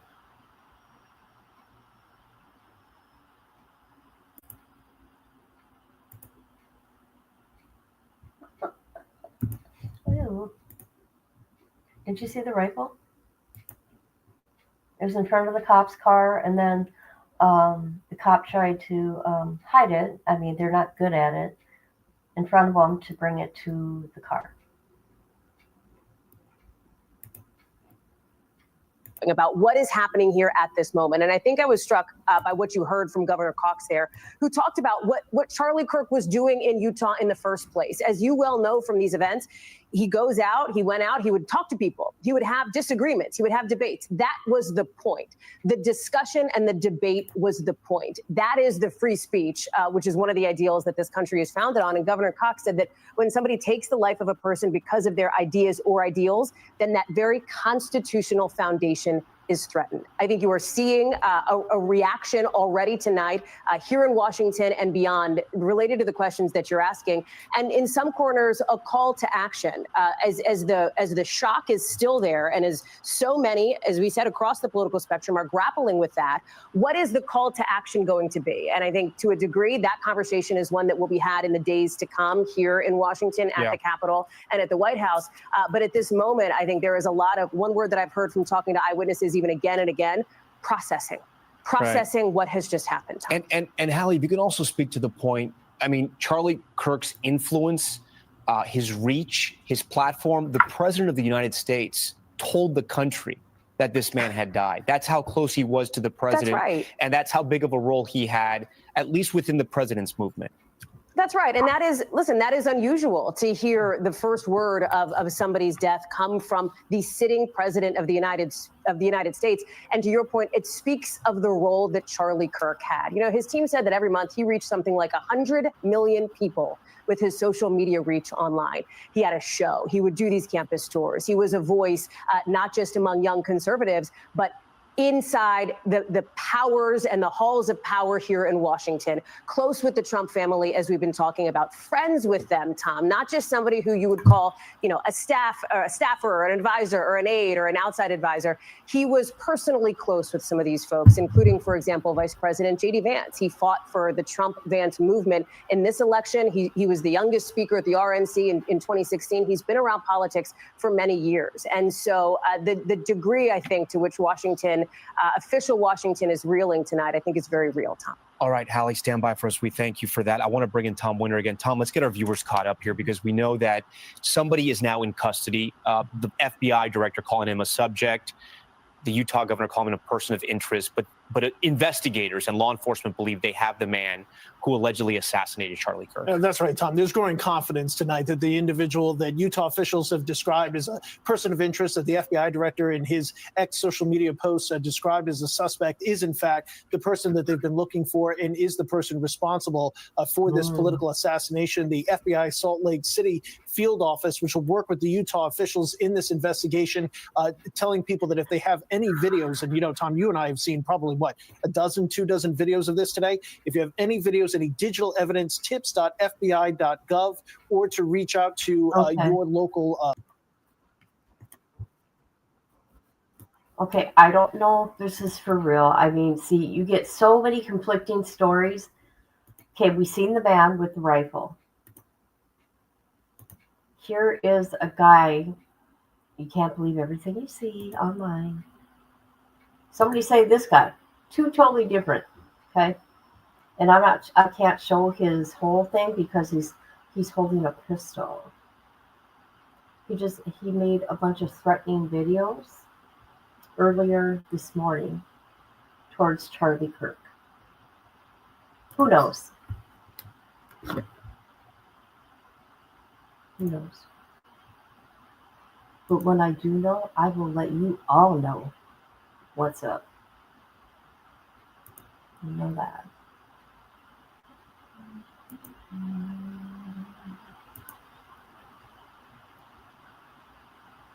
Would have used to be able to hit Charlie Kirk. And it's chilling how similar this is to Butler in the sense that it was somebody on a roof, shooting down from a roof at a public event, someone speaking, and then just taking them out from that from that vantage point. Yeah, let's put ourselves in the shoes of that chief of police today. He's got an event on campus. Charlie Kirk appeared to have some security with him. He has some officers that are there. And so now, Tom, you're in a situation where you're going to host these events on campus. And these days, given how, our political environment, everybody's kind of a lightning rod, as Hallie was referring to, as Kelly was referring to. So now you've got to have, 360-degree protection. You've got to have people that are up high in certain areas. It just underscores the challenge of it. It may also underscore. I was watching the event live. He was limp when he was carried to the SUV. Oh, yeah, he was gone, wasn't he? I don't mean to say it like that. I mean, it's very traumatic. The video is very traumatic. I mean, I cried because I've never seen anything like that. Because what you see on TV was nothing that is out there right now. And nobody deserves that. Nobody. I just worked out how to wrench. Oh, did you?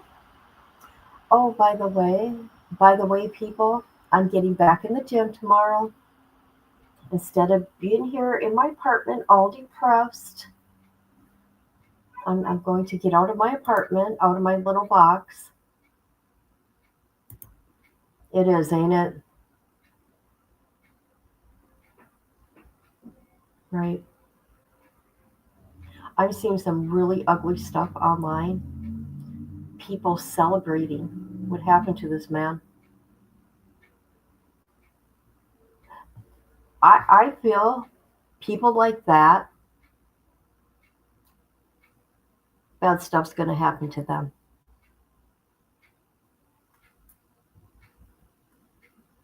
I don't even want to say any of the crap that I've been reading. I don't know why I do that.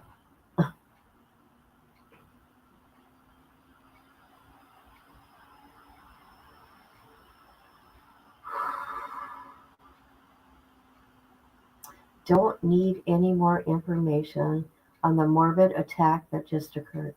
What do you mean by that? I'm confused. That's what I'm here for, to give information. That's what I do.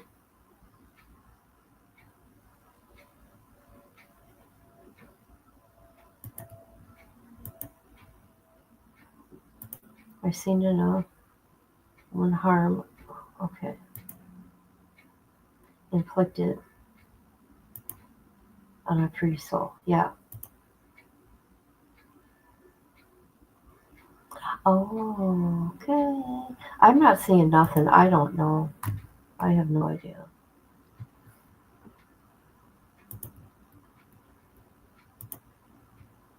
For the planning that this individual could have taken to carry this incident out, Tom. The governor calling this a political assassination, That's but right. we still don't have a clear motive. It is very early.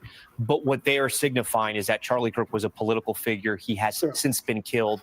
And if this is the man they have in custody, this is the assassin, they will try to figure out why he targeted Charlie Kirk. Right. And they alluded to at the press conference that they're obviously trying to have some sort of an interview, and in the process of trying to talk to this individual, they'll look at that. They'll look at their phones and laptops. Everybody knows that now. That's your own personal diary and record keeper, and see if this individual has any sort of writings and whatever statements they might make to law enforcement could be helpful in their investigation. And that could also potentially trip federal charges beyond the state murder charge, you would presume. And credit to them that they worked pretty fast. And if this is the man, they got him quickly.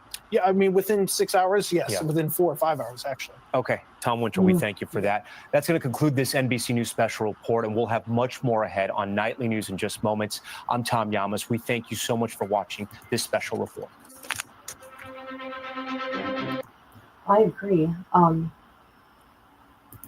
So J13, I agree with you. J13 and Reach, you've never heard of this man? Well, let's watch one of his debates. Should I do it on his channel, you guys? On his YouTube or not? Am I safe doing it? I don't see why not, right? I just don't want to get, I don't know. Because he's a big channel, and those big channels you know, well,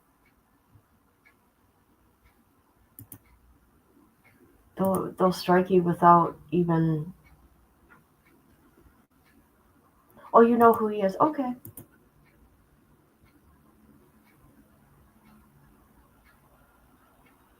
Okay.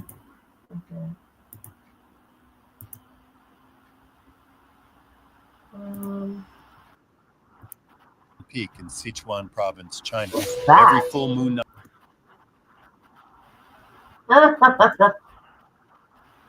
Hold on. You know what I do? This is what I'm going to do. Let's see. What can we watch?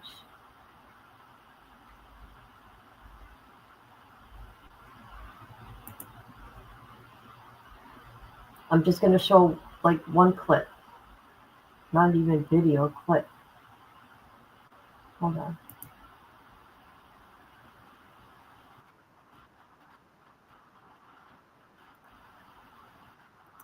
Okay, this is what he does.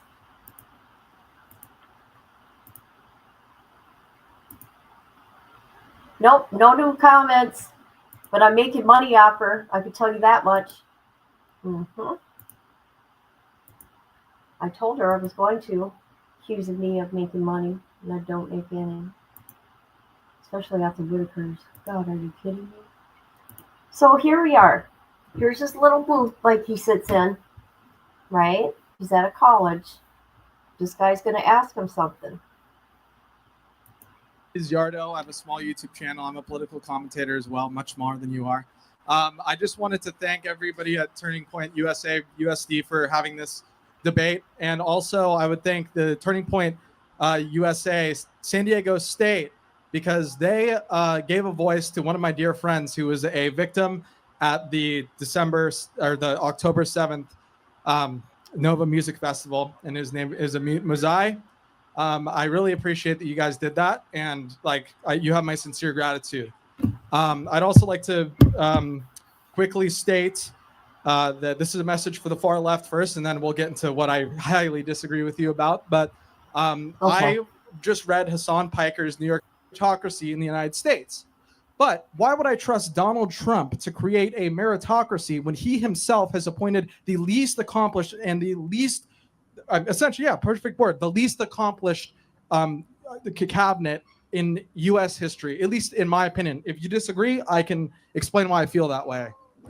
Well, first of all, one thing doesn't have to do with the other, but I'm going to reject the premise that it's the least qualified cabinet ever. So we could talk about that.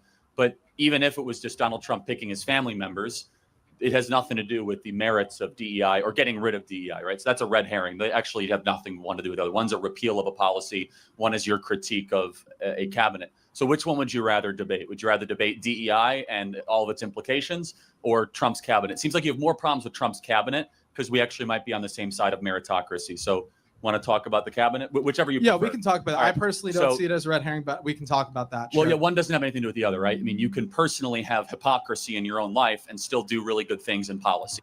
Okay. So there you go. That's what he does. And here's his channel, in case nobody knows. He's all over the internet and different platforms.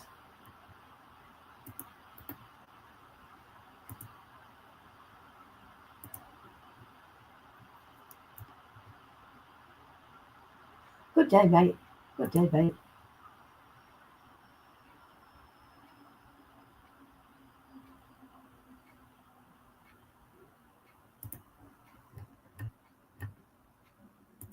Doesn't matter how quick it happened.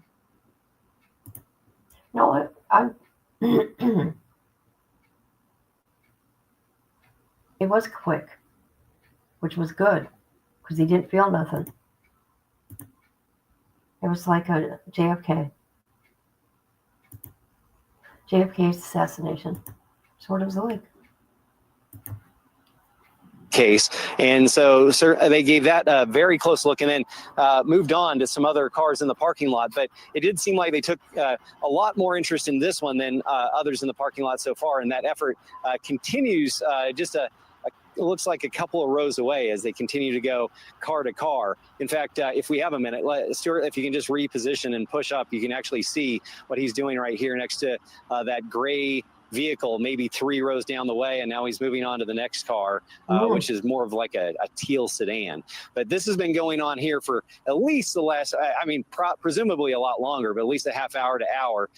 Police officers going car to car, now stopping up behind a blue car next to it, basically documenting what's going on in this parking lot. Perhaps that helps the investigation at some point. We'll push it back to the studio. All right, Andrew, thank you. We appreciate your update. This isn't an active investigation. We are going to take a 1-minute break and come back to start from the top with all that we know on KSL News Live at 5. For temperature? All right.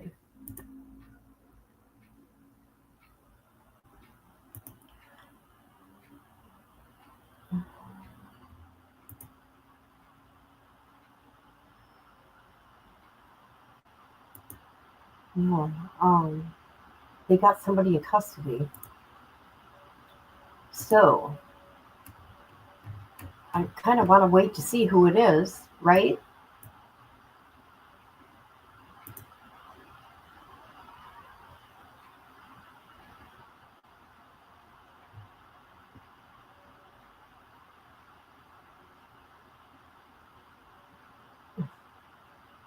Let's see.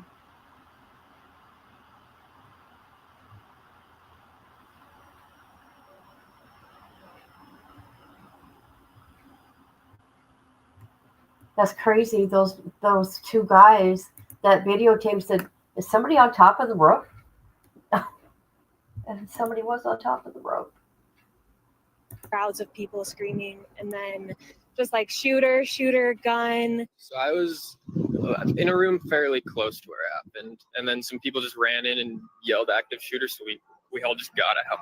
This is a dark day for our state. It's a tragic day for our nation.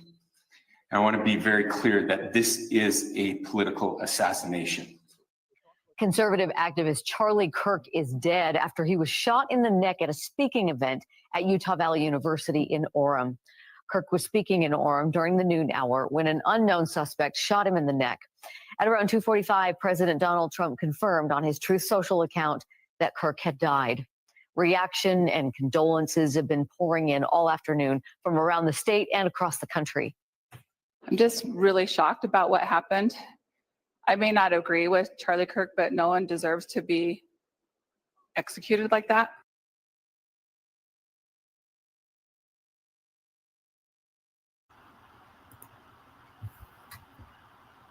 Don't need to be discarding the fatal impact.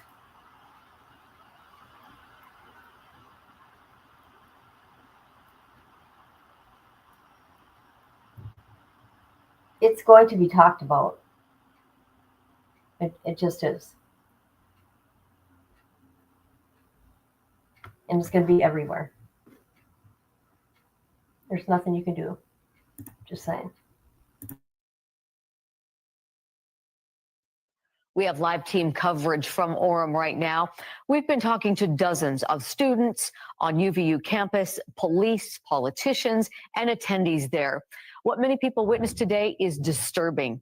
Here is one firsthand account from an eyewitness. I was working my way up to the stand to ask Charlie some questions. At that moment that the shot rang out, I look over and I see Charlie Kirk slump over for just a split second, and the crowd just pushes back. There's a huge stampede pushing back. People are jumping into the fountain. A person of interest is in custody.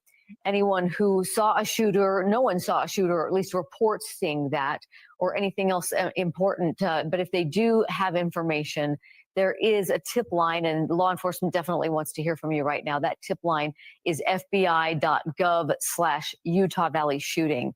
The website is there on your screen, fbi.gov/Utah Valley shooting. News specialist Alex Cabrero joins me live from Utah Valley University campus. Alex, you've been there all afternoon. You talked to students, staff, even your niece who was there. Sum up what you've heard today. Yeah, it's been 4.5 hours now since this shooting happened, but I think the shock waves and the effects from this, what happened at just after 12:30 today, that's going to be felt for quite some time. Still a lot of shock, still a lot of just people saying they don't believe exactly what happened, that it actually happened. Now, when it happened, there was one single shot from what we heard from Utah Department of Public Safety. There was just one single shot, and immediately people started running away from the scene. People heard active shooter. People heard the word gun. People heard the word shooting. People started running. There were a few people who froze thinking, is this really happening? Did this really happen? And was this some kind of a stunt? Maybe was it part of the show? Not realizing that it did in fact happen. We spoke with several people, with students, and even people who came here who weren't students but wanted to be a part of all of this, not just because maybe they agreed with him. Even if they disagreed with him, they wanted to hear what Charlie Kirk had to say. That's part of listening to both sides. When this happened, they said they can't believe what happened right in front of their eyes. And I pray for everybody that was here to witness this. It's awful, and I don't understand why we can't have something like this that is truly innocent. You know, there were the non-believers, the one. I don't mean to laugh, but you're funny. There's a comment redacted. I know it'll be at a later date, but some of us can be traumatized as such damage, harm of the human body. Hugs and kisses. I don't have a problem with it. I'm just saying I don't. It may sound sick, but I don't. To talk about it.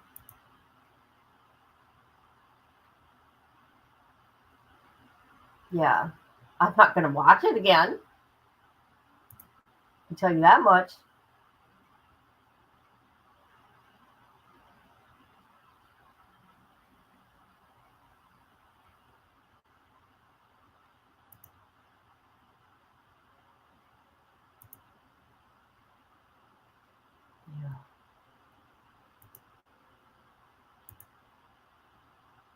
That didn't like him, and that's fine. But to shoot him, he doesn't deserve this. And that's something we have heard time and time again from several people, that no matter if you disagree with Charlie Kirk, if you agree with Charlie Kirk, if you don't have a position, that something like this shouldn't happen, especially on a college campus where it is encouraged to have different ideas and different thoughts and different ideologies. It remains to be seen exactly what happened, what the motive was. We are still hearing words that, is there a person of interest in custody? We hear yes, but is it the shooter? We don't know that for sure at this point, but certainly we will get more answers on that in due time. And a big part of what we're hearing again from Governor Spencer Cox is that this was a political assassination, something we've seen far too often in the past few years in the United States. He says we don't have the answers on how to bring us all together, but that's certainly something he would like to see happen, as well as pretty much everybody here I've spoken with today. For Live at 5, I'm Alex Cabrera. Yes, Alex, thank you. Very much a fluid investigation still going forward now. Let's go live now to news specialist Sarah Martin. She is at the Timpanogos Hospital where Charlie Kirk was transported after the shooting. And this event has obviously had a broad effect on hospital operations there. Sarah? Absolutely. Timpanogos Regional Hospital canceled, closed for the day. All appointments following Charlie Kirk being brought here. Entrances, exits are closed. Anybody coming to the hospital was turned away unless they were arriving in an ambulance, which we've been here for almost 3 hours now, has not happened. So those ambulances being rerouted to other hospitals. A growing crowd behind me. You can see people are coming here to the place where they know he was taken, so they can show that their respects, they can show their love and support for Charlie Kirk and for his family who remain. Right here with me, a young woman named Lauren. Hi, Lauren. Thank you so much for being here. Lauren was there today at UVU and decided to come here this evening and show up to show her support. Lauren, how are you doing this afternoon? What did you experience today? Yeah, so me and my sister, we're Charlie Kirk fans, so we're super excited to go. And just going to his thing, just in the beginning of the first, you could just feel his spirit, and he was so happy. And it's sad and just wrong, completely wrong for someone to get killed for their beliefs of their rights and stuff like that. So after that happened, my sister and I were in the third and fourth of the row or whatever, and I didn't see it, thank goodness. But just like hearing that shot, it was like sort of like unbelieving, like how could this like happen, like in like Orem or Utah? And so it's happening to anyone, that's just like wrong. And so we just evacuated and got out, and there was no like direction helping us and stuff. And just after this, it's been like really hurtful. And I was just like down, like looking through like different reels of just how some people are taking this as a joke and they don't care that this man, like this, who's a human, like has those rights, just like died of this. But afterwards, when we were going through, we decided we wanted to come to here and support Charlie Kirk. We made a poster up for his family, and just like being here, it's made me feel like more peace and like more calm, just like being with people here, knowing that there's still like good in this world and that there's still a community that cares for this man, because he truly, anyone losing like that life or whatever is wrong. And I just feel so bad for his family, and just like he's in there in our thoughts and prayers, and just like to help them for that. So really healing for you to come here after this traumatic event, for you to come and be with others, be with like-minded people and people who are also supporting. No, yeah, for sure, which I wouldn't expect, because most of it I go to these scenes, I feel like I would feel like, I don't know, uncomfortable. Like everyone's been like so nice, and just like just feeling super like that comfort and just like that healing through it. Moving forward, what about Charlie will you take forward with you? Yeah, so even though like this was my first day meeting Charlie, just like I've always wanted to know him, and to me, just like seeing him today, just like so happy and sharing like his connection with Christ, that's what I really connect with him. I love his politics too, but like just like his with Christ. So what I really want to take from this today is like to always stand up for your beliefs, and just to know like we should, as people, we should feel like safe to like say our beliefs and our rights, no matter what religion or what we believe in. And so he's just an example, a man for me to be courageous and brave, and to like always defend like what you believe is right. Lauren, thank you so much for chatting with us. A current student at UVU studying to be a therapist here. A growing crowd behind me here at Timpanogos Regional Hospital to say goodbye to the late Charlie Kirk. We'll be here all evening speaking with more people coming to pay their respects. Reporting live, I'm Sarah Martin, KSL 5 News. All right, Sarah, we appreciate you out there. Thank you. Let's continue our team coverage now with news specialist Andrew Adams. Andrew, I know you are from Utah County. This hits close to home. And all afternoon, we have been hearing from witnesses talking about some things no one should have to see. It's been hard. It has been hard and really inconceivable in a place like this, not just the fact that Orem and Provo, very safe area. But on top of that, just how politically conservative Utah County tends to be. And then this happens here. I think that multiple people today have taken note of that. And certainly, as we've been standing out here, we've been tracking the movements of law enforcement. And we've seen law enforcement from all kinds of different agencies, people in SWAT gear, sometimes moving quickly, sometimes moving slowly, but continuing their investigation through the area. Actually, while we were standing here, we saw police HSI, which is Homeland Security Investigation. So we know there's now federal involvement here with the FBI, also Homeland Security agents in the area. And so they are it's a full court press in terms of an investigation out here, in terms of what we're seeing from federal law enforcement and from local law enforcement. Now, we know we're in video right now, but if we could turn, I want to take a minute and just point out this car, because what we've been seeing in the last little while are police going car to car in this parking lot, basically taking pictures of every individual car that's left out here, taking pictures of license plates.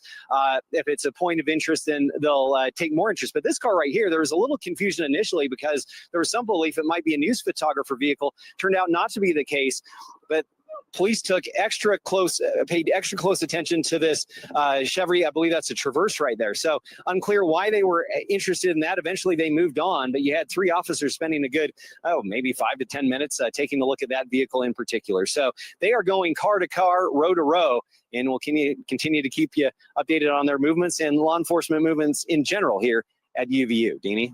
All right, Andrew, thank you. Nice job out there. Now let's continue our coverage with Daniel Woodruff, who is live outside the campus of Utah Valley University. Daniel, I know you too are also very familiar with this area of our state, and I think it's safe to say that no one would anticipate this kind of violence on UVU's campus. Yeah, Deanie, they call this Happy Valley for a reason. I grew up in Provo, just a few miles to the east from here at Utah Valley University, and this is just a shocking day, as people have told us over and over and over. Now, some significant news coming out in just the last little bit. As a result of the shooting, Utah Valley University here will be closed until Monday. All classes, all administrative operations, all events are canceled until Monday. I wanted to read a short bit of what Utah Valley University put out. They said, "Our hearts go out to his family, Charlie Kirk, as we grieve with our students, faculty, and staff who bore witness to this unspeakable tragedy. UVU campuses will be closed from September 11th through the 14th. And that's really one of the major effects of today's shooting, not only for Charlie Kirk and his family, but there were thousands, we've been told, of people that were in this area who watched the shooting happen, some of them describing the chaotic aftermath to us earlier today. I was in a room fairly close to where it happened, and then some people just ran in and yelled active shooter, so we all just gotta help. I just started booking it. My friend threw her drink and we just got out of there like as fast as we could. It was terrifying. None of us knew what was going on. And that was really the sentiment. Nobody knew what was happening at first. One witness described it as like a firecracker, and then about 3 seconds of confusion, and then noticing what had happened, and then just running. In fact, I interviewed 3 people who told me that they left the place where Charlie Kirk was speaking, ran through the UVU fountain on the west side of campus, literally running for their lives. They didn't know if it was an active shooting situation where others would get shot. In this case, of course, only Charlie Kirk was shot, as the news conference that just wrapped up a little bit ago revealed that this was apparently a political assassination with one target, and that was Charlie Kirk, and 1 shot was fired. Certainly a lot of emotions here on UVU campus today, a lot of tears we saw, a lot of sadness, and a very somber feeling, an eerie feeling right now. It's a quiet campus that is going to be closed until Monday. Daniel Woodruff, live at 5. Yeah, Daniel, those emotions you describe are so understandable and so obvious in the video as you watch those poor students. Thank you for that report. The governor, along with local, state, and federal police, just wrapped up a news conference on this shooting. News specialist Dan Rascone attended that conference and joins me now. Dan, they were able to shed some light on several key parts of this investigation. Yeah, that's correct, Deanie. We did hear some key parts there of the investigation, as you mentioned, as far as what the governor had to say, and also with the Department of Public Safety and also the FBI, all inside this auditorium just about an hour ago or so. But again, still a lot of unanswered questions out there. But we do know this in regards to what has happened here. The governor kind of summed it up really well when he said this is a very dark day in Utah, a very dark day in the nation here as to what happened here. We heard this a little bit. 1 shot, 1 victim.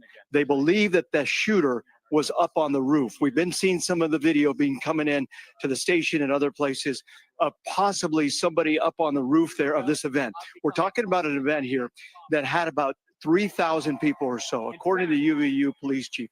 He's saying they had as many as 6 officers here at this event and some others in plain clothing out in the crowd there. Also, you had Charlie Kirk's personal security that was there. But again, as you could see from the video that we've been unfortunately having to see. Okay. You would think, because of who he is and his political stuff that he does, they would have been keeping an eye or had some cops, a sharpshooter, on the roofs. I don't know. I'm just saying.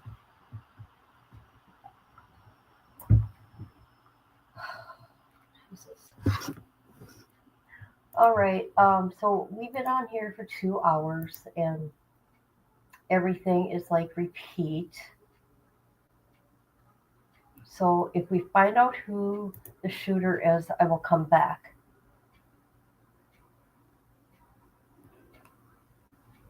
And I'm going to go make me something to eat. I haven't ate. I'm hungry. Holy crap.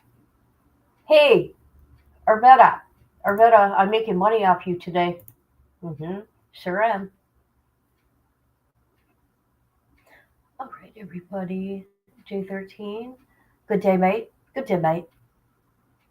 I love you guys. Thank you for being here. Anybody that watches replay, Melissa. I think Joyce. Was Joyce here? Alleged Annie.